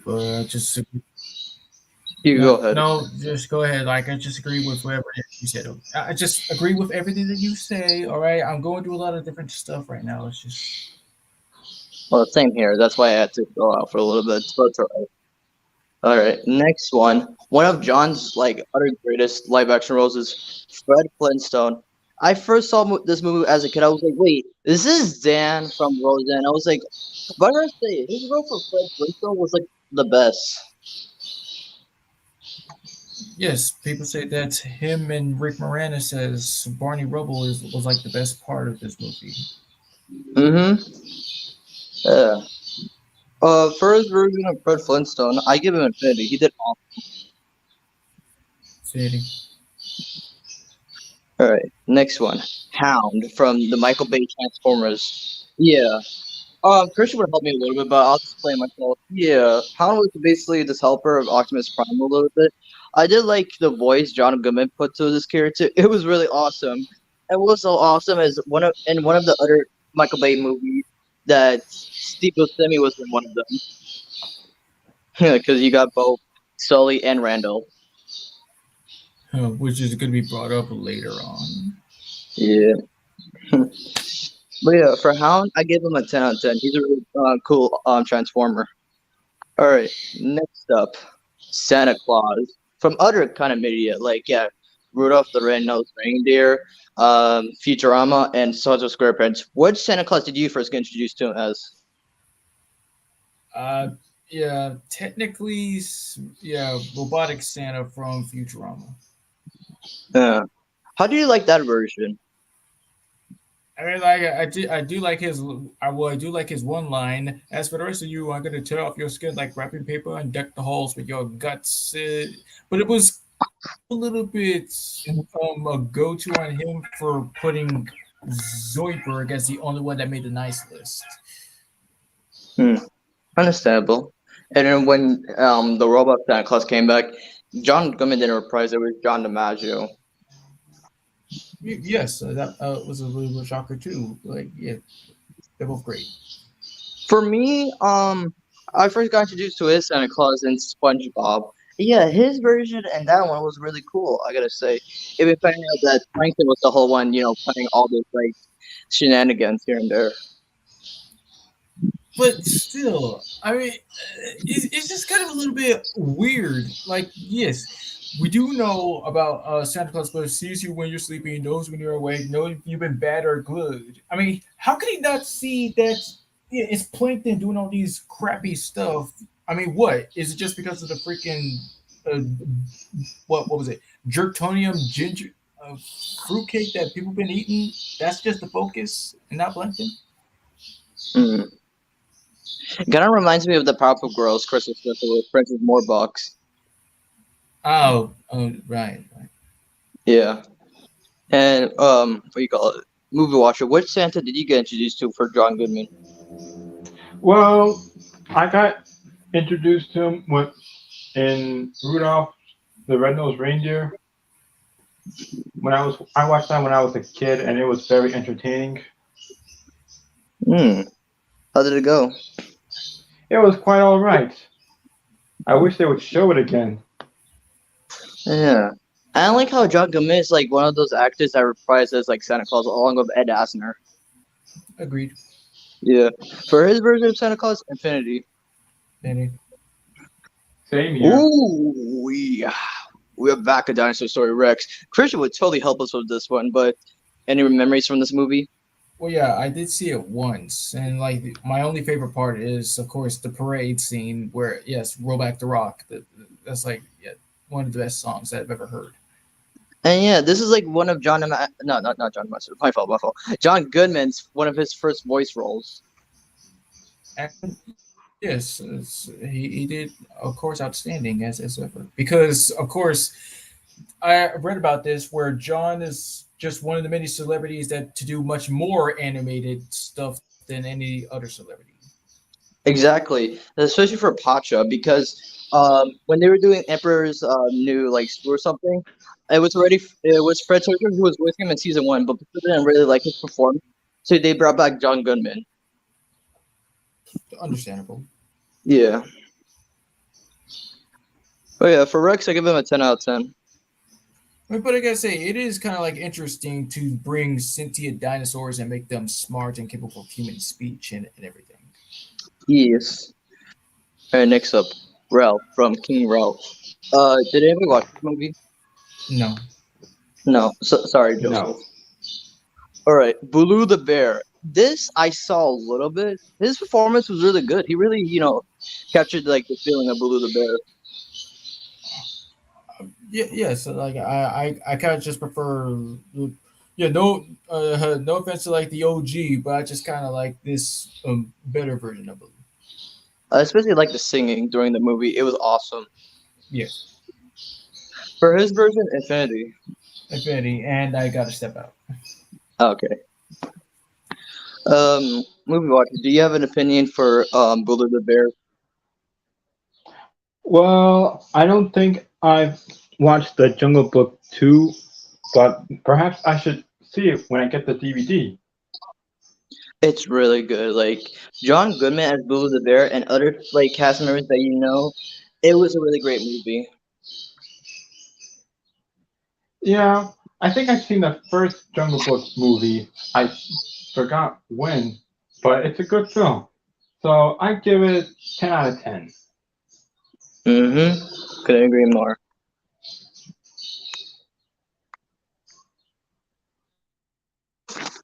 What are your thoughts on John Goodman? John Goodman, he is a good man, hence the name. Yeah, He's a really fantastic actor. yeah, he's funny too. Yeah. I had a hot dog. You and me had a hot dog. Oh shit, she's home. I used to have a hot dog.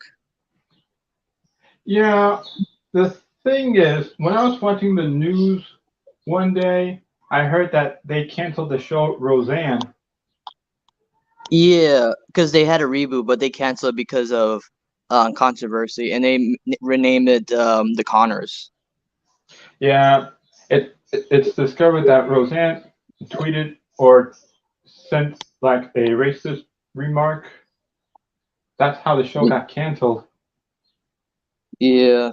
And what happened is why she made the tweet is that she was in her medication at the time, and she was just doing anything, and revealing that she's a Trump supporter. That's a bummer. Yeah. I had the hot dog. You. And- When was the first time you got introduced to John Goodman? When I was watching the movie Monsters Inc. and Monsters University, I have two of those movies on DVD. Hmm. Did you see the show Monsters at Work or no? No, not really. Oh, okay. All right. Let me just do something here a little bit.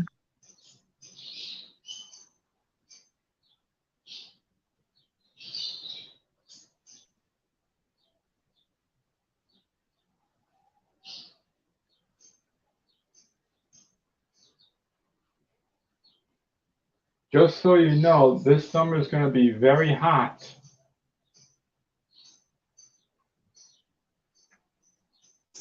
Oh, I know.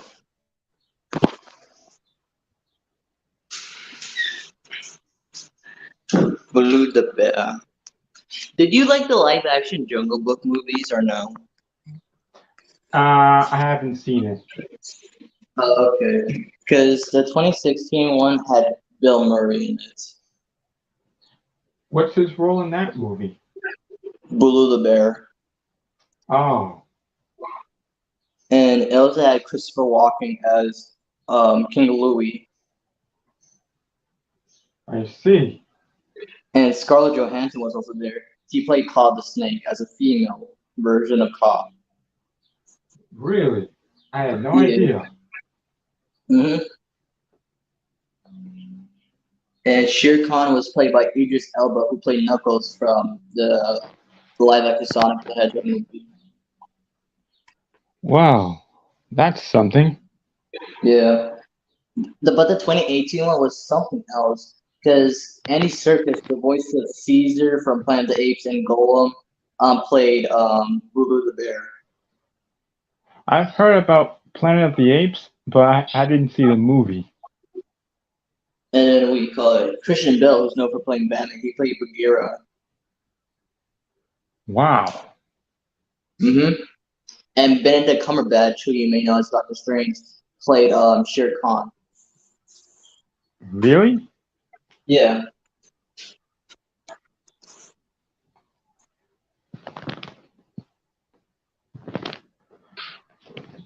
Give me 1 second. I'm gonna look up all the characters that John Goodman played. Well, we basically got all of them, unless you've got other ones. Then you can go ahead. Oh, all right then.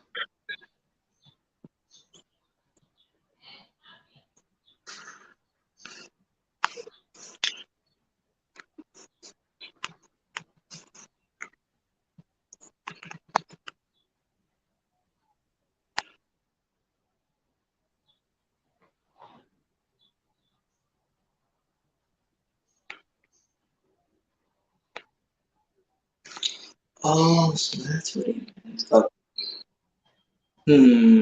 Hey, would you like to see my banners?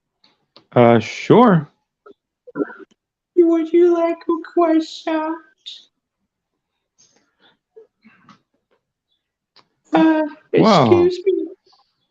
Excuse I- me, movie watcher. Are you gonna finish that croissant? Oh, what? Croissant. Well, I do like. No, go ahead. Say your line. I do like croissants. I just never haven't tried them recently. You know what I say to that? What? Fuck! Look. That's a good one. Yes, sir. Seth Rogen's awesome. Hell yeah. Oh, hang on. How did you do that? Basically, I have a banner. So when you go do your own StreamYard, like the host, it shows comments, banners, and a brand. And you can make your own banners.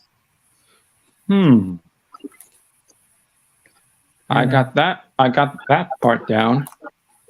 Mm-hmm. Oh, first you're back. Yeah, and I already put limits in for B movies. Oh, okay, my fault. Because you know. All right, next one. One of the badass roles from Mr. John Goodman from Kong Skull Island. Yeah. You go ahead and you say your part first, French. Okay, well, I just gotta say,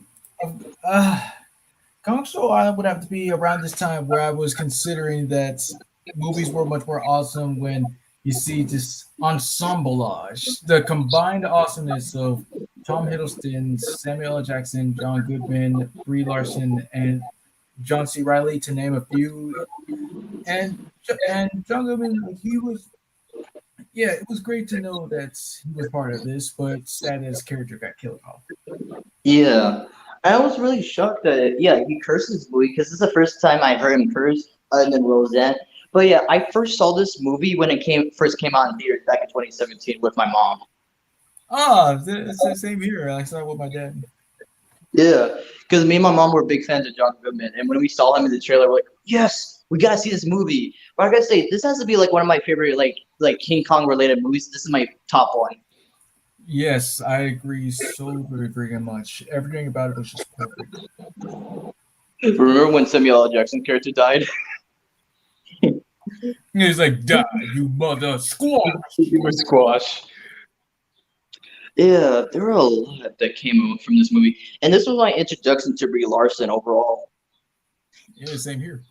Yeah, but seeing Tom Hiddleston along with other Marvel related actors during this movie, it made it more awesome in a way.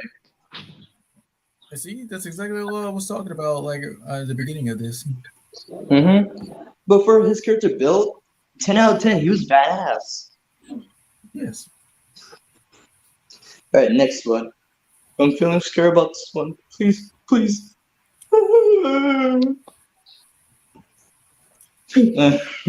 Oh, first, you forgot a H because it's Ghast. Oh, I guess Wikipedia just freaking with me or something. That's all right, but care to explain? Hey, yeah. Even though, yeah, I've seen this movie like twice, but it is great to watch, especially around Halloween. And when, if I remember correctly, let's see, what is it? Oh, wait, hold on a second. Okay, so he's yeah. So yeah, he's the uncle of Norman's mother, and he's oh wait, yeah, the great uncle of Courtney and Norman. I'm sorry, I can't really talk straight. He's just the town. He's been credited as the town's local eccentric, the crazy guy, saying, if I recall correctly, he was trying to warn Norman that the undead is about to haunt the entire town or something like that, and then he eventually died. And he's just a great character. What would you give him a ranking for? Yeah, I give him 10 out of 10. Even though I didn't see this movie, I only saw the clips. But this movie was outstanding, especially this is the first animated movie to have their first gay character. Yeah, right. It was Mitch Down. When Courtney was trying to get with him, but Mitch, and then Mitch mentioned about his boyfriend, and Courtney was like, no. Poor Courtney. But yeah, good score. All right, next one. Even though we did this a review of it, it's all a while ago, but we can explain it again. Big Daddy. Yeah, this is also one of my favorites from John Goodman from Disney. Yes, my third favorite. Yes. Yeah, using a southern accent, and woo, Big Daddy was just a blast to be around. Being the father of Charlotte, and he was just like a really good character. And yes, that's all that we can say. Like, I know we have said stuff in the past, but when it comes to stuff like this, like bringing it up, we could just shorten it. That's all right. For him, I give him a Infinity. Infinity. Next one, another cast member from the B movie. Go ahead, Fresh. Yeah, I would say this would have to be John's second hammy role because, he was just nuts. He was just, and by nuts, I mean just good nuts, not crazy nuts. But when he got stung by, Adam while trying to just, just antagonizing Barry, that was just woo. I can't even like talk like can carry on. Well, yeah, this character was like, wow. Especially when you and Chris were explaining about him, because yes, I've seen the B movie a few times, but goddamn, like this is one of the many characters I don't really like from John Goodman, but it's such a good performance overall. Yes, I agree. For him, I give him a 7 out of 10. 5. All right, next one. That's what she said, because we got Steve Carell over here, Evan Almighty. Yeah, this was one of his more tough, like I would say tougher roles because his character he does not mess around. He just doesn't straight up. He along with everyone else in this movie just don't believe that Evan was told by God to create an ark to save the animals from a flood, and just everyone just thinks that he's crazy out of his mind. This, like Evan Almighty had to be like the funniest. Like, no offense to Bruce Almighty, but this one had to be like, wow. Well, yes, like around the time when I was considering this is one of the best movies I've ever seen, but when I did saw Bruce Almighty, I was like, yeah, this is hilarious. Having the powers of God, and I just like both of them. Yeah, and one of my favorite scenes from Evan Almighty is like when Evan was trying to shave his beard and everything, but it kept coming back. And I like how Wanda Sykes' character was like, poking at like, his beard and everything. It was really funny. Yeah, she was like, "You have a ponytail on your face." Exactly. Well, what would you give his character Chuck for? I guess 6. Same here. All right, next one. One of the more surprising ones from Mr. Gunn, Walter from The Big Lebowski. Now this is him at his absolute holy. He was everything, just crazy awesome. Him swearing, dropping bombs all over the place, and he's just a bad man. That's pretty cool. Like, what was one of your favorite scenes with him? Well, of course, the bowling scene. Everybody remembers that part. It was over the line and taking bowling seriously. Just, am I the only one around here who gives a crap about the rules? Yeah. And what was so cool that Christian showed us this, that him along with the other characters made a cameo in Foster's Home for Imaginary Friends in the bowling episode. Yes, the bowling episode literally punned as the Big Lebowski. Lebowski. And finding out that Blue is actually good at bowling, surprisingly. Yeah, I mean, like, the only one thing that he's good at, aside from being a freaking friend. So yeah, other than John Goodman's performance, how was Steve Buscemi's performance? Oh yes, it was pleasant. All he's ever, he's just there to be told to shut the F up by Walter. I got you. Sorry, overall score? Yeah, Infinity. He's just at his absolute best. All right, next up, Pops Racer from the live action Speed Racer. I've only watched like a cartoon back in the day. I didn't really know about the live action movie until like a few months ago, but I was like, wow. And yeah, this is one of the few times you see John Goodman with black hair. Oh, and because like with the hair that was like for back then, I just yeah. And yeah, one of the few times I got introduced to Speed Racer, other than the actual show, was when they did that parody in The Fair Odd Parents. Yeah, I remember that. Ooh, I just like that scene. All right, next up, Hell, Satan's Leader. Yeah, so I was like, wait, don't you mean Meat Hulk? But yeah, I know a little bit of his character. It was like, wow, John Lee really went out for this character.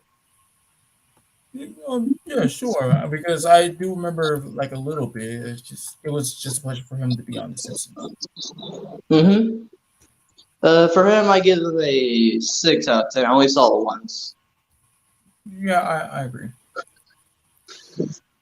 Knock knock. Who's there? Ice cream. Ice cream soda. Ice cream soda. Ice cream soda who?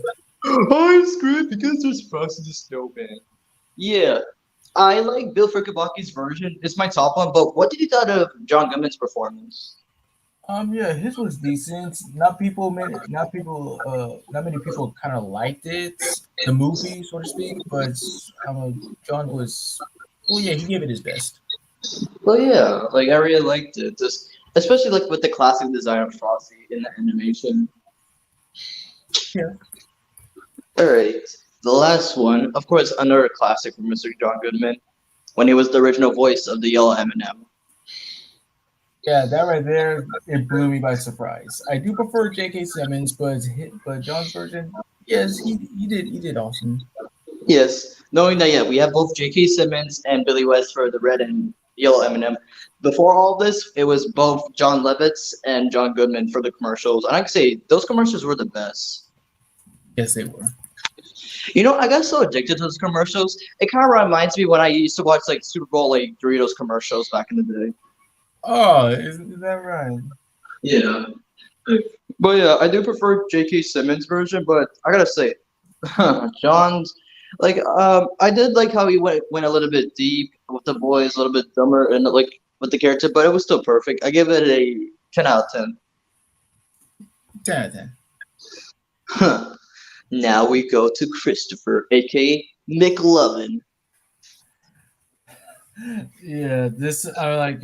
Yeah, even though I got introduced to him in the Kick-Arse movies, primarily the second one, this is actually his film debut, along with freaking Emma Stone, which is glory in its own. Yeah. And when I found out about this movie, even though I did watch clips, that in production, him and Jonah Hill hated each other during the filming. Yes, it's just terrible. But Seth Rogen, he made sure that both of them get along because, of course, they were working with each other. And yeah. Oh, yeah. Explain the story of how Superbad came what it's been today. Oh, okay. Well, if I do remember correctly, what I do know is that Seth Rogen and Evan Goldberg both wrote the film when they were 13, and they based the characters off of them, and that's like kind of like all from what I know. Yeah. And it's so good that they made it to a movie. And the fact that him and Bill Hader, were cops, Officer Michael and Officer Slater. Yes, Yeah. they're the best. Mm-hmm. So explain more about McLovin. Okay, he's supposed to be like this geeky type of kid, and not really kind of liked by his friends Evan and Seth. It's just like one kid that kind of like nobody really likes, I guess. And well, he's used as the guy to get the booze for the party, and so he goes by this fake license and goes by the name of McLovin, which one of the funniest scenes from the movie. So yeah, he tries to just get the booze, but then he gets jumped by some punk, and Officer Michaels and Slater kind of like deal with him for the rest of the movie. They start to bond with each other up until about when he returns back to the party, and he tries to get with this girl named Nicole, and they both did him a favor of having him be fake arrested in order to look cool in front of everybody, and then they just will spend a great time with each other again. Yeah, I gotta say they were really cool for doing that for McLovin. I gotta say, even though they cock blocked a little bit for when he was about to do the woo, it was still awesome. And one of my favorite scenes from the movie, like when they're giving the description, and I like how Officer Slater and Officer Michaels were like giving like bad descriptions and everything. Yeah, it's just being way too literal about like what the drawing and what the. What did he look like? Like, did he look like me or you? He looked like you. Oh, okay, Jewish. Okay. How would you describe him? Who does he look like? He was hooded. He kind of looked like Eminem, the rapper. Oh, Eminem. so this, right? Marshall Mathers, the rapper Eminem. Oh, yeah, no, cool. Yo, I just love them. Like, they're just awesome. I agree. Especially the Star Wars scene when they were doing the police car.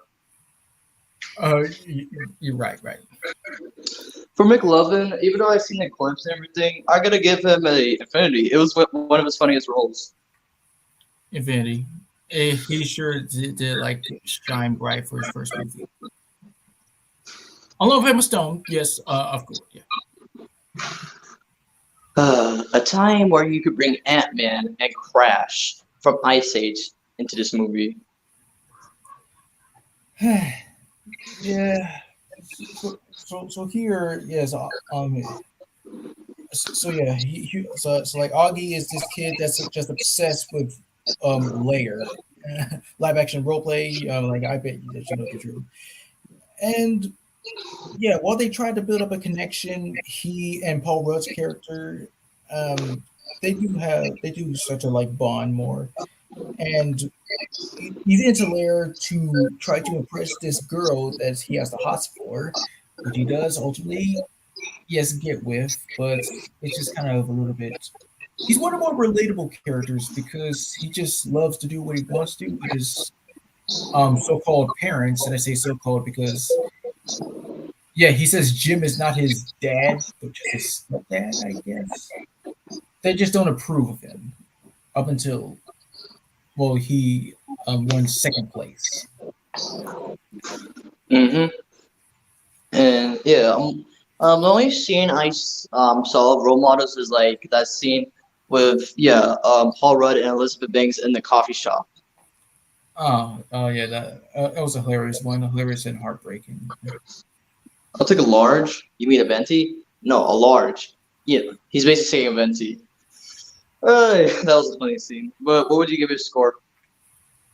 10 out of 10. All right, next up, I'm about to kick your ass because yeah, this is kick ass. Yeah, there was a lot of different. There's a lot of differences between, of course, the comic books and the actual movie. Where Chris D'Amico, yes, the A is silent, is so said to be this rich, lonely kid, just wants to follow in his father's footsteps, and he becomes Red Mist in order to attract kickars, unaware that um like when he starts to get with them, they start to develop a little bit of a friendship, despite the fact that he's using him. But I mean, his dad just figures out that like he realizes that Kike is not really the guy that they thought he was. He's actually just a decent guy, but still he falls through with his dad. Like you could see like in his eyes when his dad forces him to fight him, he was like, I don't want to do this. So he does, and he ultimately just gets revenge on Kike and Hipuro for blowing up his dad with a bazooka in the sequel. So that's when he personifies himself as the mother effer. The motherfucker.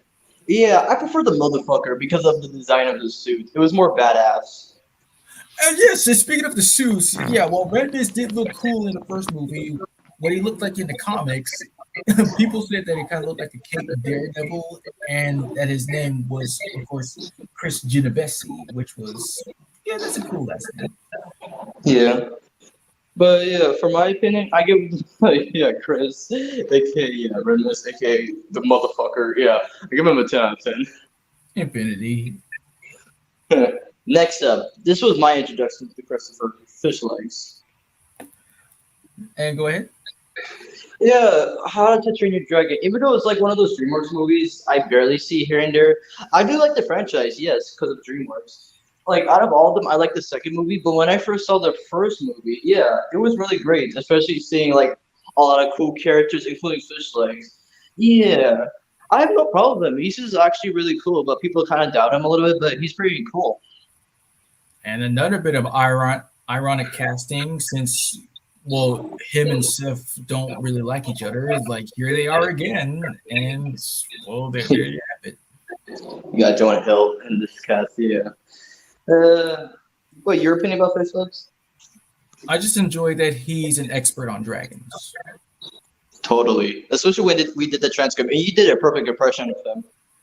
Thanks, I appreciate it. We call it movie watcher. Do you have an opinion about How to Train Your Dragon?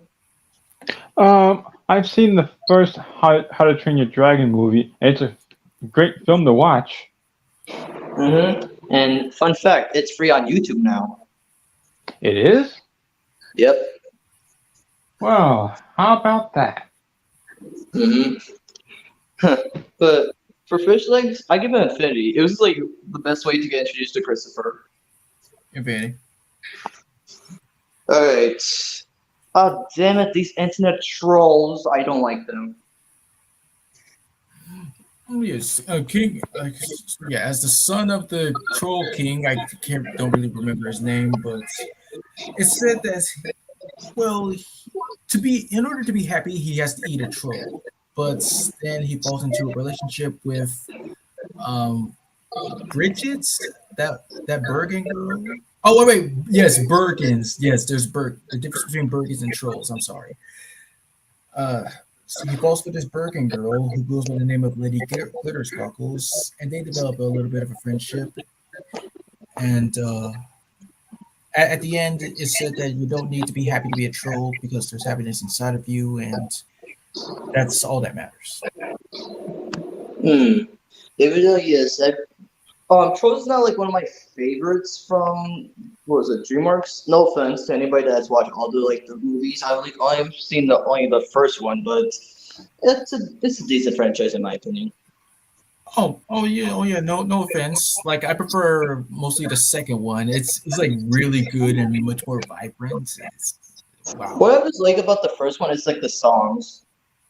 Well, yeah. Even though some of them are just covers, but yeah. Especially, I can't stop this feeling, just dance, dance, dance. Oh, that song was the bomb back in 2017. Are you sure it was 2017 and not 2016? Oh wait, yeah, okay, my fault. Then again, saying I didn't see all the troll movies, my fault. But yeah. Oh, speaking of trailers, did you see the trailer I sent you yesterday first? What for Craven? Yeah. I had other stuff going on, but I'll check it out once we're done. Oh, okay, that's alright then. But I tell you, people have their doubts about this movie, but it's pretty badass. All right, I'll be the judge of that. All right then. And your overall score for this character? Oh yeah, 8. I agree with you. Alvin. Okay, now this is very important. Okay, so yes, Alvin is the school bully, and of course he's not very bright, and just like everyone else, he picks on and hates on Norman because of his ability to talk to the dead. But then he does go along with Norman and the rest of his friends in order to stop the zombie apocalypse. And he does say at the end that he and Alvin are just good friends now, so to speak. And he tries to mac on his sister as well. I'm sorry. Wow. Again, I didn't watch the movie, but thank you for telling me that. Oh, sure. Yeah. But what would be your overall score for this character? I would say 5. Cool. I mean, even though I didn't see the movie, would you recommend it to me? Is it a good movie? People say that it is one of the worst movies of all time. But you should be so impressed about how many big names are in this movie. There's just so many notable faces that you get the question what made them want to do in this movie? Well, I do know that. I know Jeff Garland and Kendrick are in the movie. Oh, yes. Yeah, and in this movie, did it have a little bit of curse words here and there? A little what? Did this movie have little curse words? Because that's what I heard. I mean, it's R-rated, so yeah. Oh, okay. So what kind of bombs did it drop? Oh, what do you mean? Just a typical F, S, anything? It's just really, really graphic. Oh, okay, got you. All right. Next one. Yeah, we're bugging, dude. And I'm not talking about Michelangelo. I'm talking about Mikey from movie 43. Yeah, we basically just I just got a little confused that why you didn't just click on it in the first place. No offense. Oh, okay, no problem. All right, then. Next up, Giuseppe from Marmaduke. Yeah, the live action Marmaduke. I know people have their opinions about it. I first saw it as a kid and was Nick Knight. It's pretty decent, a pretty decent Owen Wilson movie. Like, give his opinions. Never seen it. Like I just all I remember is from seeing the trailer that had the song. What was it? It was a Britney Spears song. It was a Britney Spears. Which one was TikTok. it? Like, oh, that's a great one, by the way. Yes. But yeah, oh, like or this. I prefer this Marmaduke, the live action one, because I think last year or 2 years ago they made an animated one of Marmaduke the movie. Yeah, I heard about that. Yeah, it was just terrible. Yeah, I didn't watch it, but the design was terrible. But yeah, being this like one of the decent Owen Wilson movies, but Giuseppe, he's just basically a Chinese dog. What? Yeah. Okay, that's weird and cool. hmm For Giuseppe, you have to get a 6 out of 10. It's been a while since I've seen the movie. That's why. Understandable. But what I like is about this movie is that you can see Owen Wilson and George Lopez work with each other for the first time. Yeah, that was nice. Yeah. All right. Next up, the shocking one. Even though I didn't see the episode, I did get like info about it. Randy Newman. He's basically Mr. Newman's nephew.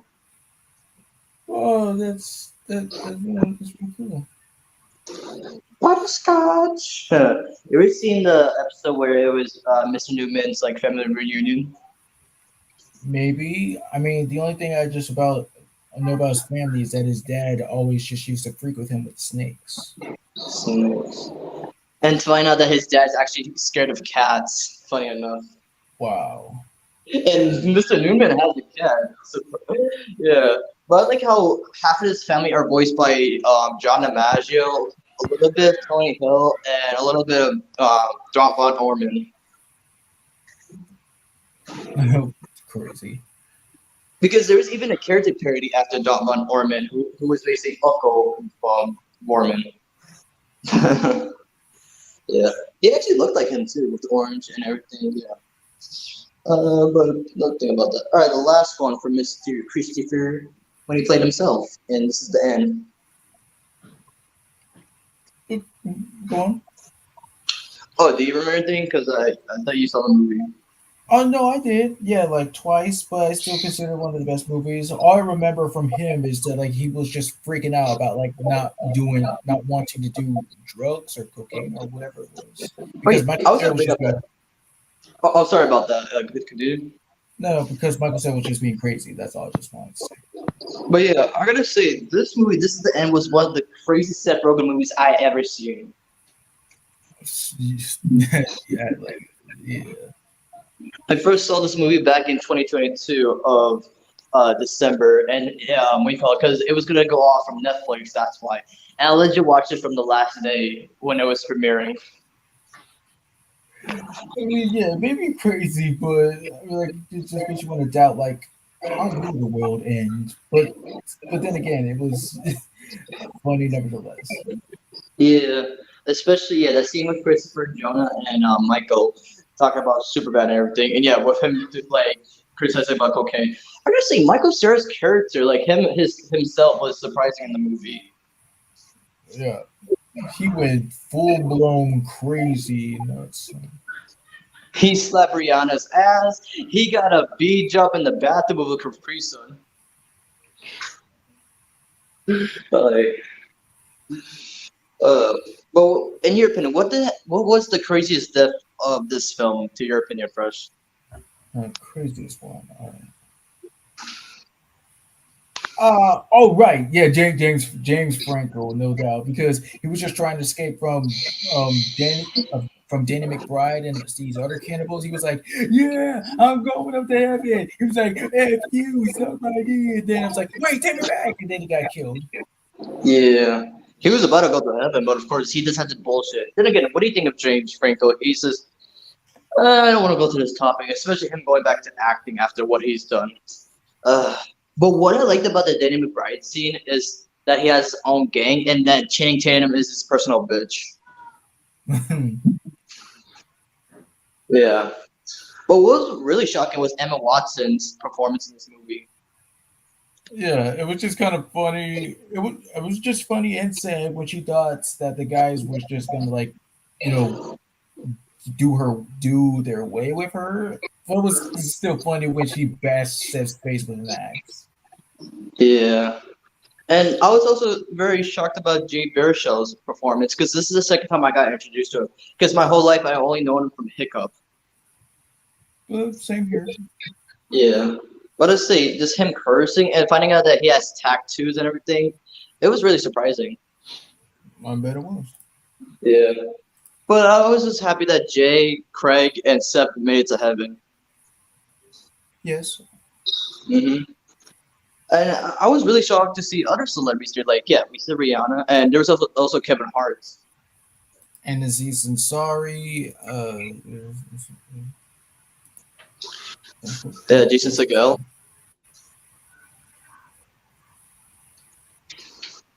Do you know Jason? What? I said Jason Segel, the voice Vector from, Despicable Me. Jason Segel. Oh. Segel, or well, it's pronounced. That's why I didn't want to pronounce it wrong, because he did confirm it's not Segel. That's why. Oh, because Segel or whatever. I mean, the dude. He's cool. And let's see here. Other mentionables, yes. Paul Rudd was there only for a little bit as a cameo. I mean, I guess it's fine. Like when the world was starting to break apart, he was the one was running towards them because he was late to the party, and then bye Paul Rudd. Oh. Yeah, and of course there is Mindy Kelly. And let's see here. Other notable ones. Oh yeah, we mentioned him. Her. Oh goddamn! I gotta say, I know I've seen it before, but this has to be one of my favorite Seth Rogen movies from live action, in my opinion. And I agree with you. Yes. Because there was so much, and you know what was my thoughts towards this movie? Because I actually made up my own ending. Because when I was watching it in the middle, I was like, "Is this gonna be a dream or something?" I was like, "I bet you, not Jonah, Seth and Jay got high, and it's all a dream." I guess that would make sense. Yeah. Well, what do you thought of the monsters that was attacking them? All right, and when you say just monsters, you still trying to barricade themselves in James's house? Yeah. Yeah, they were okay. Terrifying, especially when Jonah Hill got possessed. Yeah, that was effing crazy. I don't know. From my opinion, I feel like Jonah Hill acted gay in that movie, in my opinion. I agree with you. Yeah. But for playing himself in this, the entire movie, Infinity, it's perfect. Yes. Alright, then. Thank you all for joining me for the birthdays of Tress MacNeille, John Goodman, and Christopher Mintz-Plasse. Of course. Always glad to be here. Yep. And is there any final words before we end it off, boys? I just want to wish John Goodman a very happy birthday. Yes. And we are here.